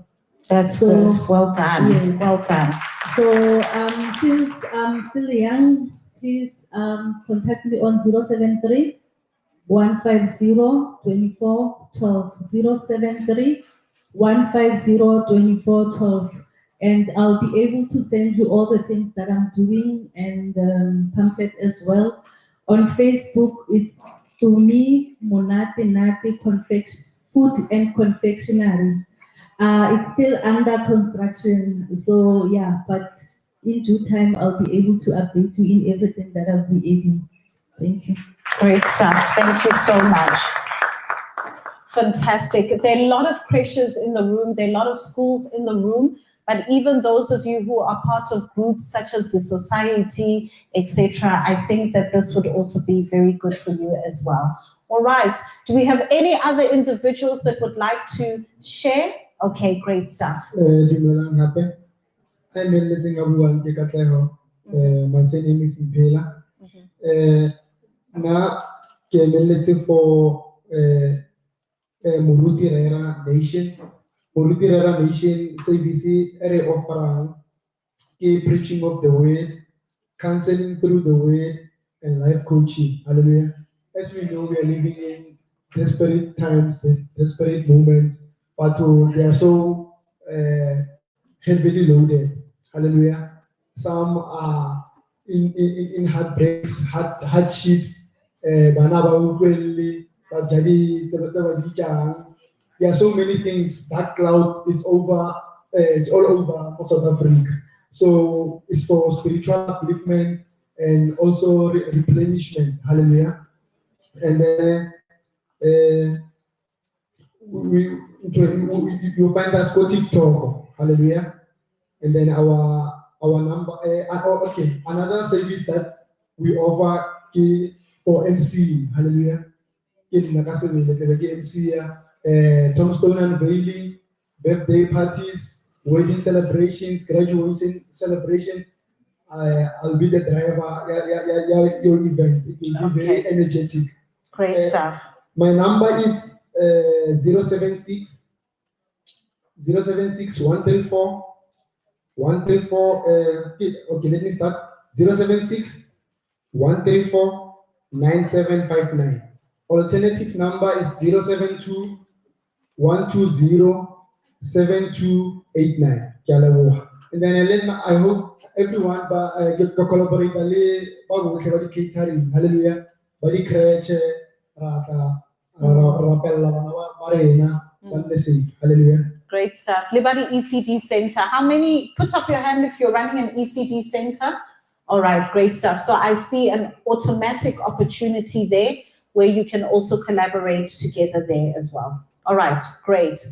Let's continue and move on to the next person. I think we'll take 2 or 3 more before we wrap up. I stand in the name of Jesus. My name is Khabarane Sibulai. I am a founder and director of a startup company that is in registration. I'm glad that I speak after that. Yes. Because I believe in miracles, because all of us are miracles. I run an agri-business. It's specializing in castor bean farming. I think most of you, if you are my age, you'll remember your grandmother giving you castor oil and you hated it. Yes. Castor oil, it's actually a weed. It's a weed that is drought resistant, that is started in South Africa, but the #1 producer as we speak is India. Why I'm speaking about castor bean, I worked on a project near castor bean and it's about intellectual property and whatnot. And you'll attest as business people, renally tendency of pushing each other out. And when we meet challenges, that's where the opportunity lies. I was working on castor bean and I sort of got cut out. And I thought this is actually an opportunity, thank you God. I stand here to say there is an opportunity in agriculture and farming. We look to so many industries and we forget who we are. Yes. We have a lot of land.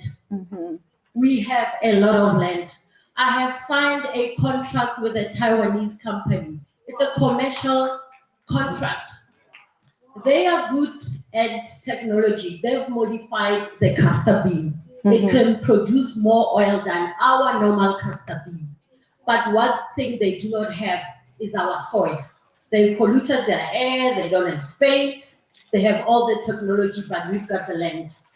My contract says, Khabaroni, get smallholder farmers, 1 hectare minimum. Yes. 1 hectare minimum can plant you 6,500 trees. They go as high as 1.5, somewhere there. It's a weed. It gets watered once a week. So Monetise and each more about once a week you can do. You can get family members to help you to water that plant once a week. It's a commercial model. The seeds are expensive. The Taiwanese will make sure that they make money out of this. But the nice thing about it is that when you sign a contract, you purchase the seed. They are expensive. We're talking for 1 hectare, 300 per kilo. And you can need about 3 kg, which would mean 900 rands for a hectare. That's quite a lot for a small-time farmer or for people like us. Okay. But they guarantee to buy all the yield. Okay. Our time is running out. If you can just share your details with us. I know we've got a lot of farmers in the room Raise your hand if you're in the agri sector. We've got quite a number of people in the agri sector. Raise your hand if you're interested in maybe entering into the agri sector. All right, so there's more hands that have gotten up. So if you could share your details, and then during our next networking session, please, if you can all then go to you so that you can then continue the conversation. And let's also remember from the lessons that we got today, once you receive that contract, you will then be able to contact Kabelo just to make sure that it is read through and you're comfortable with the terms in that. If you can just share with us your details so that we can begin to wrap up, please. Just your details, please. Thank you. I wanted one sentence. I think I deserve it now. Just one sentence, please, because our time is up. It's very important. Sorry to hold you up. Okay. 1 hectare, 6,500 trees. Okay. 130 kilograms of yield. The Taiwanese will buy it from us at 5 rand per kilo. We're talking 65,000. 65,000, but if we own the value chain, we clean those seeds, they buy them from us at 10 rand. Okay. So the whole idea is that we need to own the value chain step by step. 25 years from now, we need to be making our own castor oil, lubricants, biofuels. I'm Habruna Sebulai, 081 843 7242. Babana, you are speaking slow all this time. Hey, Tonto Refedi number, please, if you can repeat your number again, just slowly for those who are interested. You've presented a great opportunity and it is highly empowering. We appreciate that. Please just share your number again slowly. Slowly. Gaborone, like the capital town in Botswana. Sebulai, that's the surname. Odd combination. 081 843 7242. Thanks for the opportunity. Amen. All right. Thank you so much. All right. So this brings us to the end of our collaboration session. All right. I think one of the biggest things that we can take away from this session is that there are opportunities between us. There are opportunities for us to work together. There are opportunities for us to partner together. And there are opportunities for us to buy and support each other. It is important, like we learned at the beginning of the day, to make sure that we do the necessary work to protect ourselves. So when we enter into these collaborations, let our communication be clear and clean, and let's make sure that we have everything that we are doing in writing. If you know that you're going to enter into collaborations that might require contracts, make sure that you filled out your details by the registration desk so that you can take advantage of the wonderful opportunity that Kabelo has presented to us today. Make sure that you engage the team at FNB at the back and ask them about law on call or any other matter that is related to your business. And most importantly, make sure that you are in the GaRankuwa WhatsApp group. That is where we are going to continue these conversations. The majority of you are there, but if you are not there, please go to the registration desk. Let them help you to enter the WhatsApp group so that we continue these conversations. We also tune into the online masterclasses where we can answer further of your questions. Are we together? Are you feeling good? Fantastic. I'm so proud of all of you. Honestly, I really am. I'm going to end off the session now so that we can hear from our amazing people who are going to be pitching their businesses. Thank you.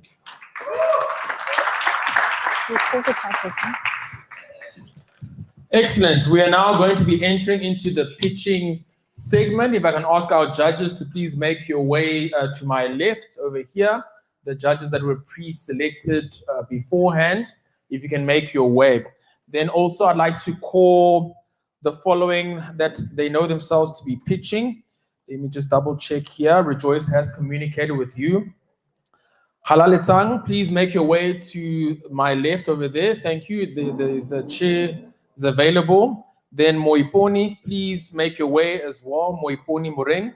And then Dali Chipana, please make your way to the left over there as well. Eunice, please make your way to my left over there as well. Eunice Mokloding. And then Khabaroni, please also make your way to my left. There's chairs available for you over there as well. As they made their way, it was actually interesting to see during the collaboration session, somebody will discuss the opportunity and there's always about 4 or 5 people making sure to take down the number. That was so nice to see because different people are seeing opportunities, which was very, very nice to see. Now, I want to remind you, because some of you were not here when we started off, and I have received the comments during the breaks as well. We received 67 applications from GaRankuwa, 67. And the team had to go down through all the forms to be able to select these individuals here. And if you were not selected, I know you are not happy, but let's take notes. Take notes from those that will be pitching. See what is slightly different from yourself and them, and see how to be able to pitch. They have been given strict instructions. They will only get 2 minutes each to pitch. Only 2 minutes. And there's very specific questions that they need to answer in the 2 minutes. They need to be able to tell us about yourself. Who are you? That's number one. Who are you? Also, they must tell us, what is your business? What business are you actually in? Make your business. What makes your business different? They must tell us that. Also, they must tell us, how does your business make money? How does your business actually make money? And also, they must, if you won the pitch prize, what would you actually use this money for? And the last question to answer is, how does the audience reach you? How does the audience reach you? Now, to remind you, we had the conversation before. Energy. They are nervous. They are not public speakers. And they come in front of their community with only 2 minutes. So when they come up, we're going to give them good energy. Right? Good round of applause, right? Okay. So our first contestant, if we are ready, is Halaletang. Please help me welcome him to the stage.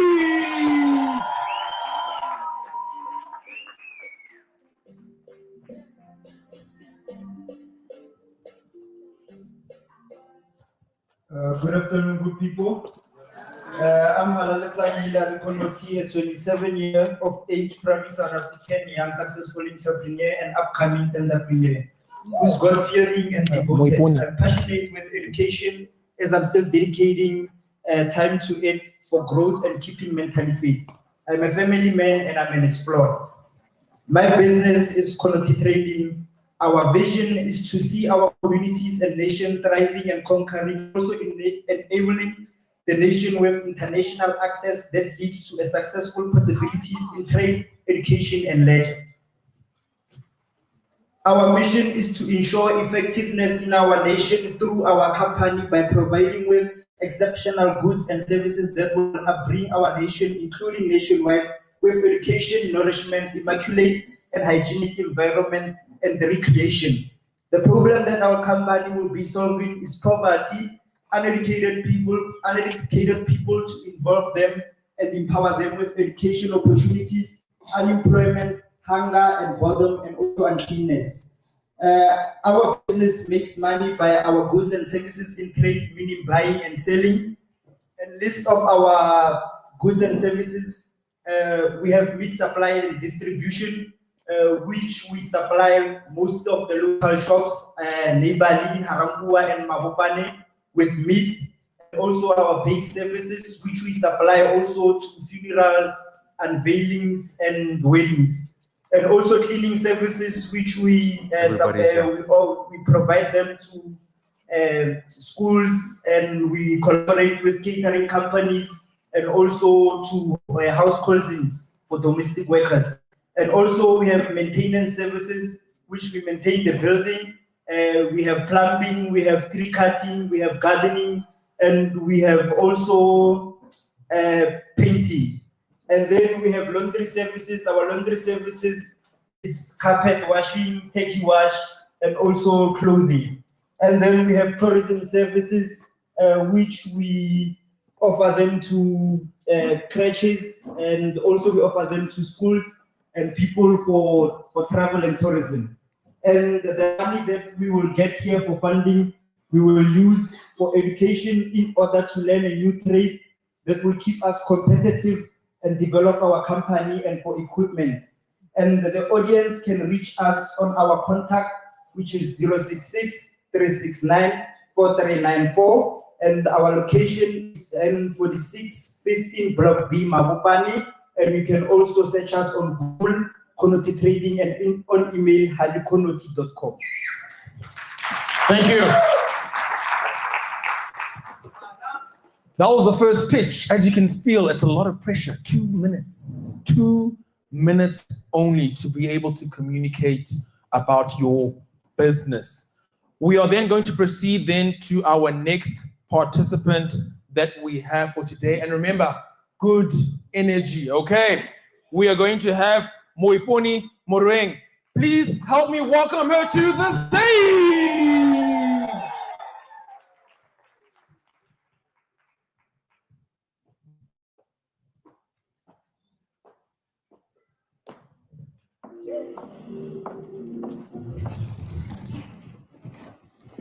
Melang, okay.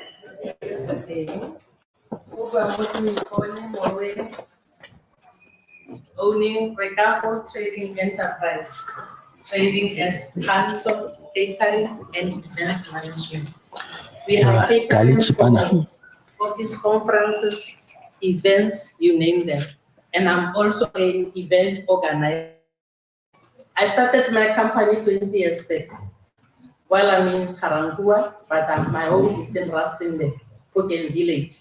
So I want to of a huge unemployment in South Africa. I want to employ qualified and students that they are loitering all over. If I can get an opportunity to be funded, this is where I can take an unemployment straight away. If you want to contact me, I'm on 014-566-1718. My other number, 071-587-9292. My email address is moruengmibone@gmail.com. I know I'm going to get this funding. I also need partners like yourself. I am manufacturing a smooth peanut butter from Venda. We are a team of 43.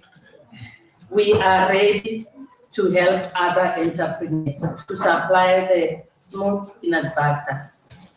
Again, on that, I've approached Sun City to supply them with fresh eggs. They are waiting for me. How am I going to go about that? Agri sector, I was listening to you. Farming, selling chickens, obviously we have fresh eggs. I'm also talking to you. Let's work together. It's not easy, it's tough, but hang in there, please. I thank you all. Thank you so much for that. It's quite interesting. I was asked to just repeat the type of questions that they need to answer. And some of the questions that they must answer includes, tell us about yourself. Tell us about yourself. Tell us about your business. What business are you actually in? Also, what problem does your business solve? What problem does your business actually solve? We also want to know, how does your business make money? We want to know how your business makes money, and we also want to understand, what would you use this money for? If you won this pitching competition, what would you actually use the money for, and how does the audience reach you? We are now going to our third participant that we are going to welcome through. So please help me welcome Dali Chipana to the stage. Please help me welcome her to the stage.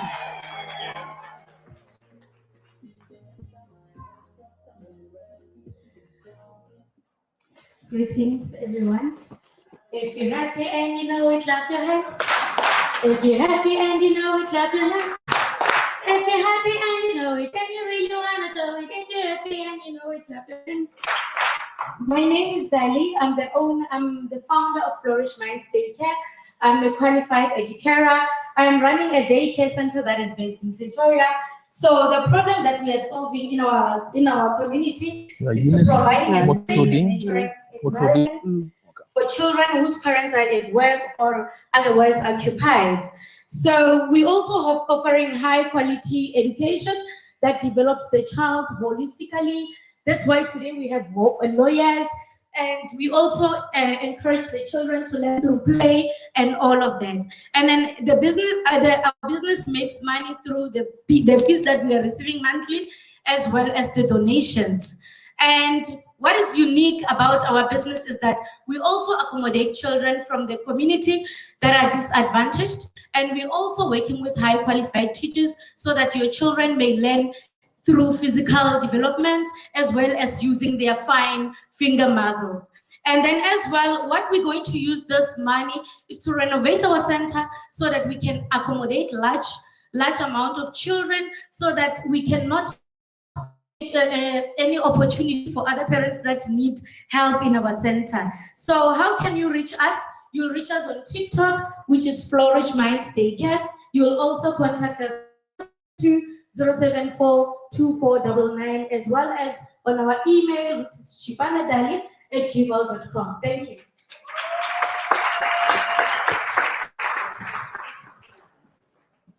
Thank you so much for that. You guys have got confident pictures here. This is really, really good to see.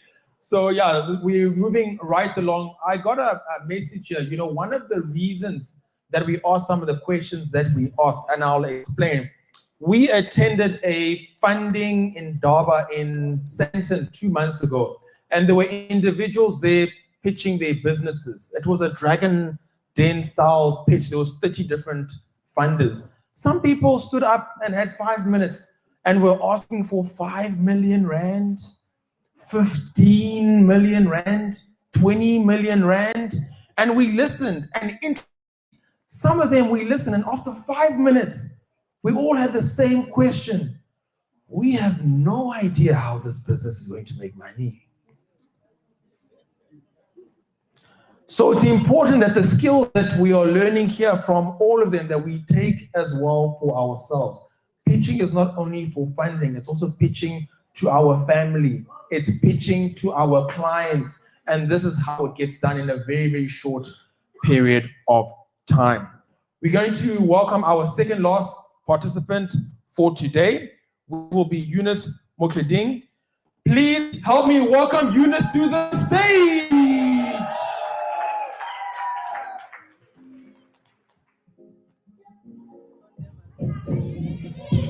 More energy, she's so nervous, more energy! Love it!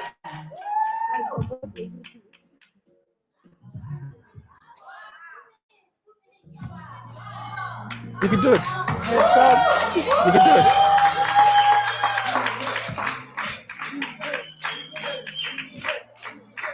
Okay, you can do it again. Yeah, you can read. Okay.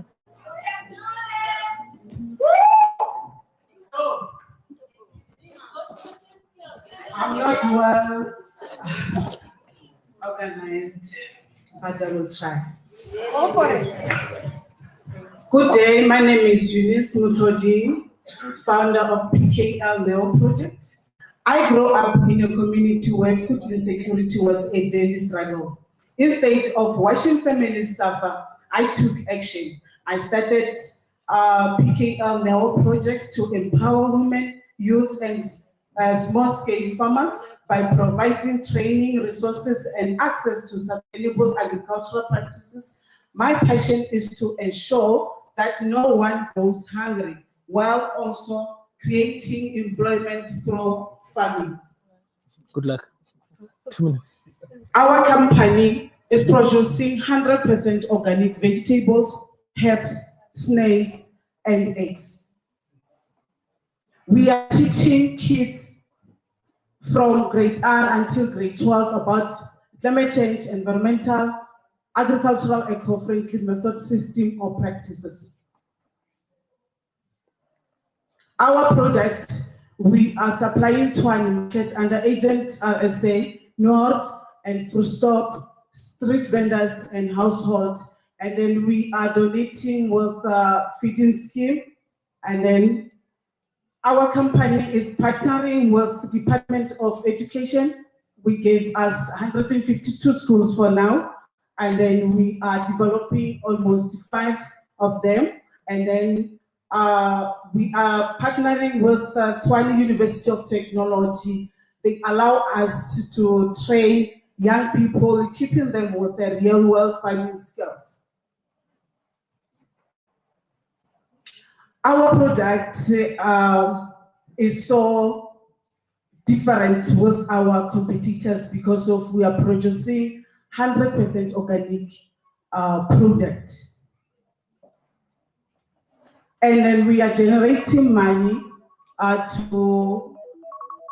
we have such a workshop with different schools, even institutions, and then we train them about an agricultural, eco-friendly method system.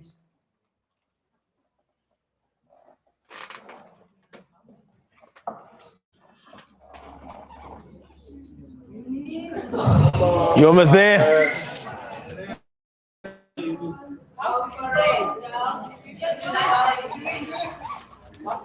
Our impact is to ensure that the community gets a skill and especially in young people lacking a skill and knowledge about an agriculture to generate their income or to develop their own successful businesses. In Mamelodi, I started to train old people and young people about farming. Now they open their own cooperatives. And then the young people, they started their own individual companies. They started to produce their own eggs. Some that are doing 100% organic vegetables. My company now is collaborate with the small-scale farmers. Those people who don't know, who don't have a knowledge about an agriculture, we are collaborate with them and donate some of our skills, some of, if they don't have a seedlings, we just prepare for them the seedlings and then supply for them for free. That is a donation. And as well as I donated with the other school to reduce a cost of electricity and water. Some of the I put a solar panel and then a borehole as well. I thank you. Nice, well done. Well done for having come and pitched, and thank you for having shared with us. And we are, let's give another round of applause for that. Just encourage, thank you. It's not easy to be able to come up on the stage and talk to in front of members of your community like this, so we're all very encouraged. We now have our very last participant, and I've spoken with her as well, and she's quite nervous. But we are going to give her such good energy that she knows she's got nothing to be nervous about. She must come out here and tell her story in 2 minutes. Our last participant is Gabaroni Sibulai. Please help me welcome GaRankuwa to the stage.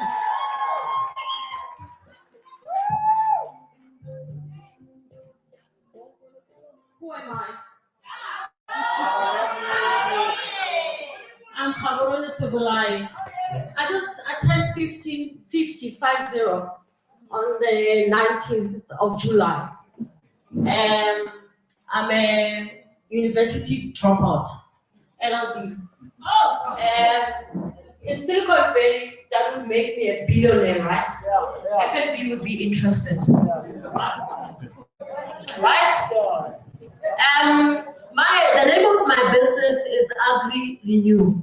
It's a startup. It came from adversity turned into a challenge. Bring it on. Bring it on. Agri Renew, it's a business initiative that is now focusing on castor farming. Castor oil, like I said earlier, we all know castor oil. Most of us know and hate it. We know what it tastes like. But it took me 50 years to understand the value of castor oil. 1 hectare of land, underutilized land, either in urban or rural areas. I also learned how big a hectare is 2.5 football grounds. That's how basic it gets. The skills, the agriculture, but I'm telling you with castor farming, we bring on the training. I've signed a contract with Land International. It's a Swaziland-based company that is branching into South Africa. It's coming from Taiwan, they don't have land. They have pollution in China. They have the skills, they have the technology. They take raw materials from us. And what I'm telling you is that we take their skills, we produce. What problems would I be solving with agribusiness and castor farming? We all talk about unemployment. Not all of us want to work in a formal sector, in a cooperative. I'm saying the problem that I will be addressing is let's be independent. Our kids not to be job seekers. Let's not teach our kids to be job seekers. Let's stop it. The second problem that I'll be solving, we have a lot of underutilized land. We dump for it. We put illegal signs when we should be putting castor oil, castor bean. This company produces castor bean, it has been modified. It can produce oil content of up to 47%. The nice thing about it, it's a purely commercial contract, but it is that we sign an offtake agreement. We plant, we water weekly. We grow them up to the size, 6,500 of them. They'll be producing in 1 harvest 65,000 kg, which they will be buying from us for 5 rand uncleaned. If we win the value chain step by step in a long-term plan, we clean it, we have the machinery, then we sell it to them for 10 rands, which will make a profit of, before deductions, every day and whatnot, we learn the lingo as you go. Minimum 20,000, 240,000. We go into biofuel, we go into pharmaceuticals. We put technical, we have our kids, NFSAS is paying for them. But today, instead of going to other things, we put workshops, we train, we plant, we produce what we eat what we produce. We fuel what we produce. 2 minutes is not enough, but for it.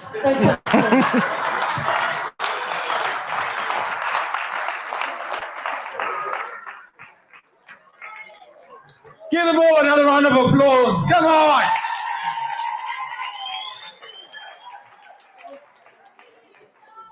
Well done to all the pitching participants and the finalists. And I'm sure we've all taken a lot of notes, even for ourselves as well, in terms of how to be able to do all of that within 2 minutes.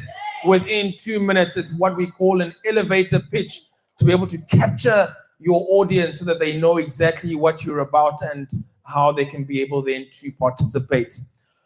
We are now going to give opportunity then to the judges to be able to deliberate and let us know who the winners will be. So we'll go into a break. I want to let you know one thing, because I forgot to mention this earlier, and it happens at every break. It happens at every break. And let me say this. I do not work for FNB. The FNB team are right there at the back waiting for you with all of the questions. They're waving right there at the back, and they are here. You don't need to go to the branch today. They are right there with any questions that you've got and to be able to assist you. Make sure to go and engage them. They're ready to be able to assist. The time is now 12:45. We'll enter the break. Just a reminder, the bathroom is straight there on the left. The exhibitors are here on the right, and I'll let you know when to come back. Once we know the winners, we'll then break for lunch. Thank you.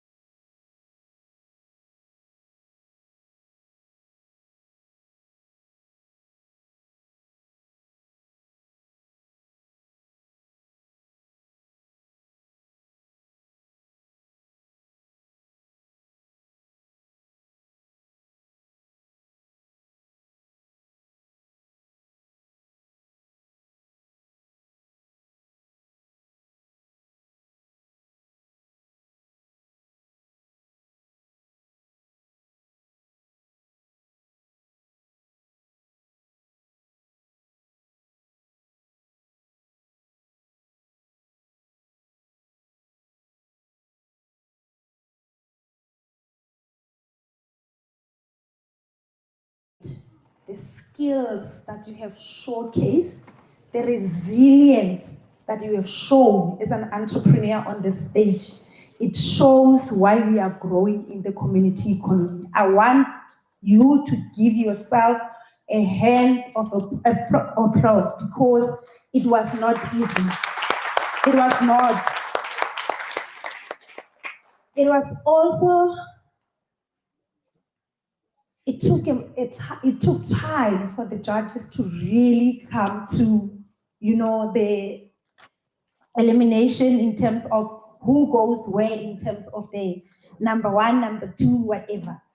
Because every pitch that was done here was very important. And it shows how you guys take your business very serious. And I hope that we took the lessons we learned from our industry experts in terms of formalizing the hustles that you guys are doing. But with that being said, I think it's time that we now going to announce our top 3. And I want to encourage those that are not part of the top 3 to say that they are winners in our eyes, because we have seen how passionate they are with their business, and they must continue the good work. The sky is the limit. So I'm going to start with number 3.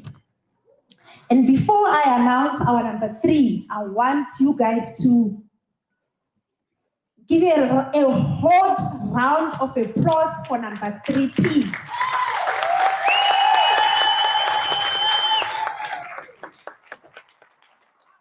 As I welcome on stage Miss Eunice Muthoding, PKL Neo.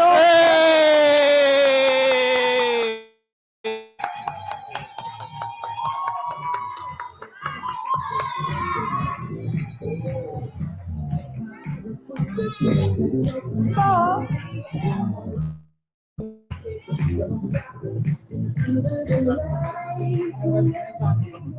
This is yours. Thank you. Stand in the middle here. She won Monetize Your Business book by Hetty the Entrepreneur, and you can just imagine the knowledge that is in here. Watch the space, guys. Okay, let's take a picture there.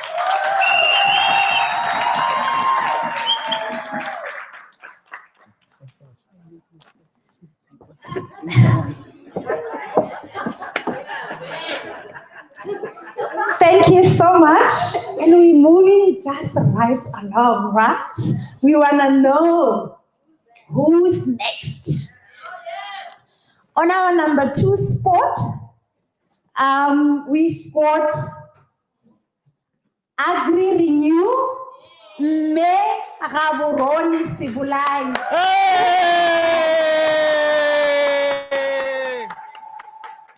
She's also going to win Monetize Your Business book, wealth of knowledge in there.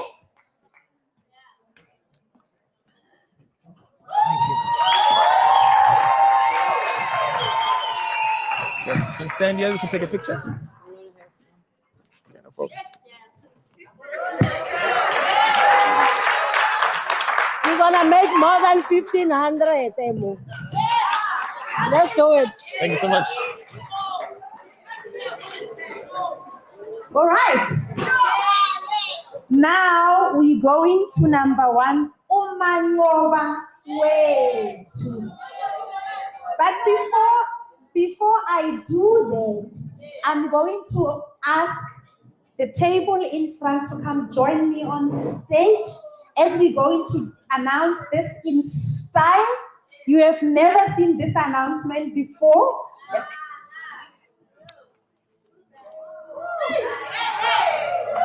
Because this one is Telkom knockout, right? The winner takes it all.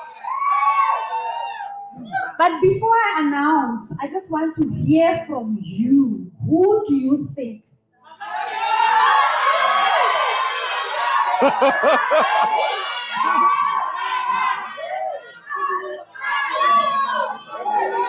All right.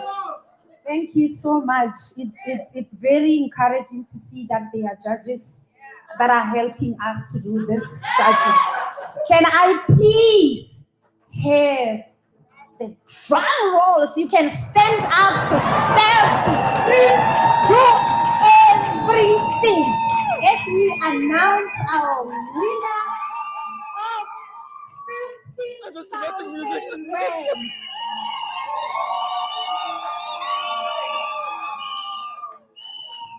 And the winner of 15,000 rand monetize your business GaRankuwa is Flourish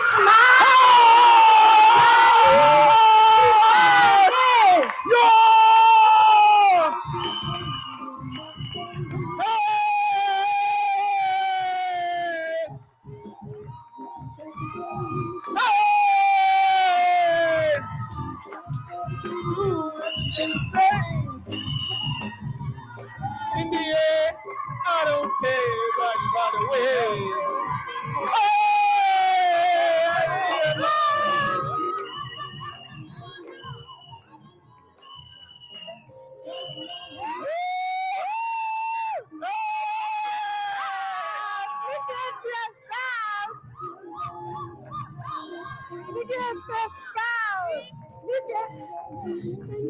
What the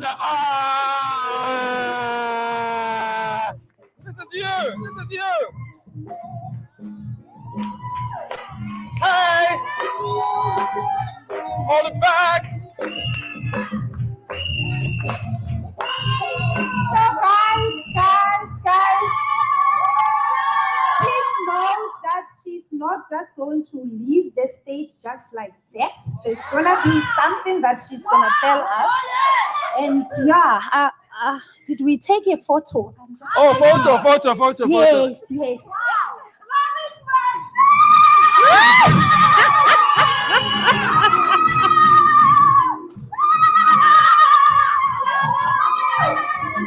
Thank you so much. I am going to hand over to the pilot who's flying this plane, which is Papa Beers. Thank you. But we want a speech. I'd like to say thank you, FNB. And I'd also like to thank God for this moment. Oh, yes. And FNB, thank you for being part of Flourish Minds. It doesn't end here. You are still the part of our family. You can even come and visit our center. And you can also bring your children as well. Yes! Thank you to my colleagues. Thank you to everyone who has supported me. I love you so much.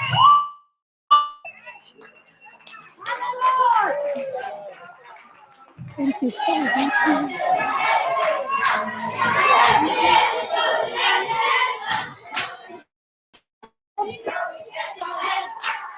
Thank you.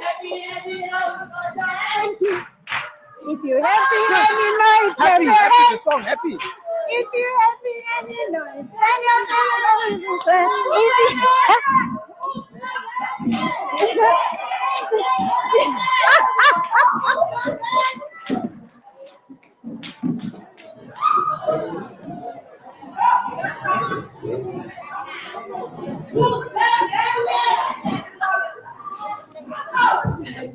There we go, GaRankuwa. Let's give her another round of applause to your bitch winner. Yeah. Wonderful. Hey, how are you? I'm fantastic. So yes, that brings us to our final moment here, where this has been quite special. This has been our 22nd workshop that we have had in what we are calling our round one of Monetize Your Business, which we are very happy to have come to this point, and congratulations once again. You said as we look to what are you round up here, I want to thank all of you for having been here, taking the time out, because this is successful because you are here and looking to learn and looking to apply the knowledge into your businesses. So give yourselves another round of applause for having been here. Also, obviously, just want to thank my team for having setting everything up. I want to thank the team at FNB as well, and my wife, Hetty the entrepreneur, and all of our speakers as well.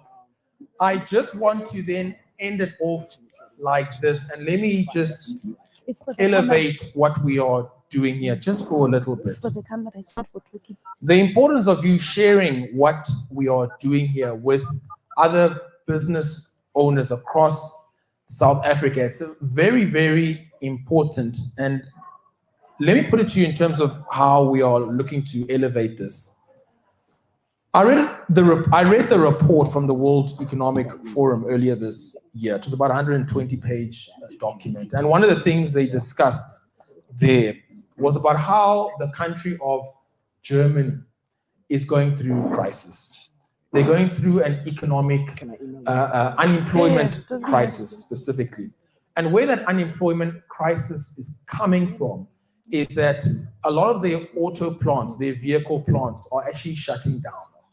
And they're shutting down because of a lot of the competition from the Chinese manufacturers, where they're producing better vehicles at cheaper rates. And somehow they're having an unemployment crisis, and they're all trying to figure out how to resolve this unemployment crisis in Germany.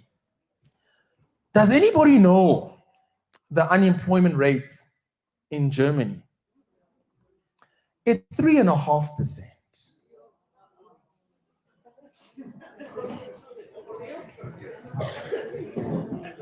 It's 3.5%. Now, we all know the situation we have here. And so the knowledge that we learn here is so important, because small businesses contribute over 40% of all the jobs in this country. So we take the lessons that we have here and we apply it in our businesses. And we go when we travel across South Africa and we continue elevating. When Hetty talks about the online masterclasses, it's important for all of us to attend, because we don't just learn once and then we're good to go.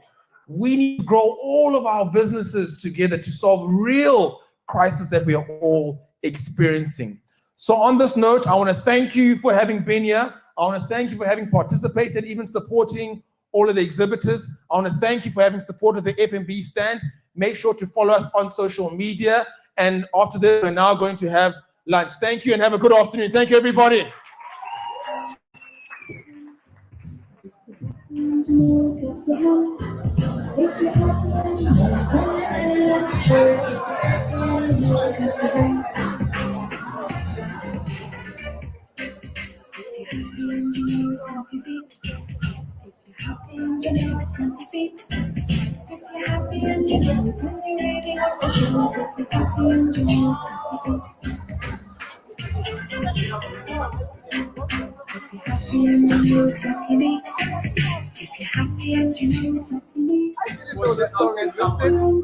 I went out. I wasn't asking for this song. The song you're I'm happy. Oh, that's your song after the.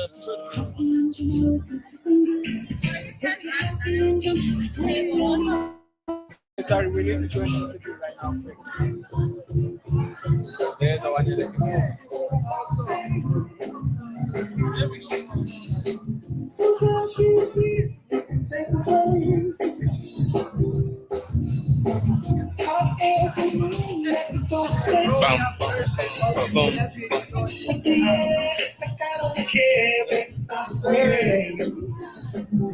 because I'm happy alone. Because I'm happy alone. Like happiness and truth.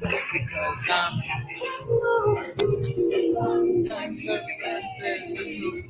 Because I'm happy alone. If you feel like that's what you want to do.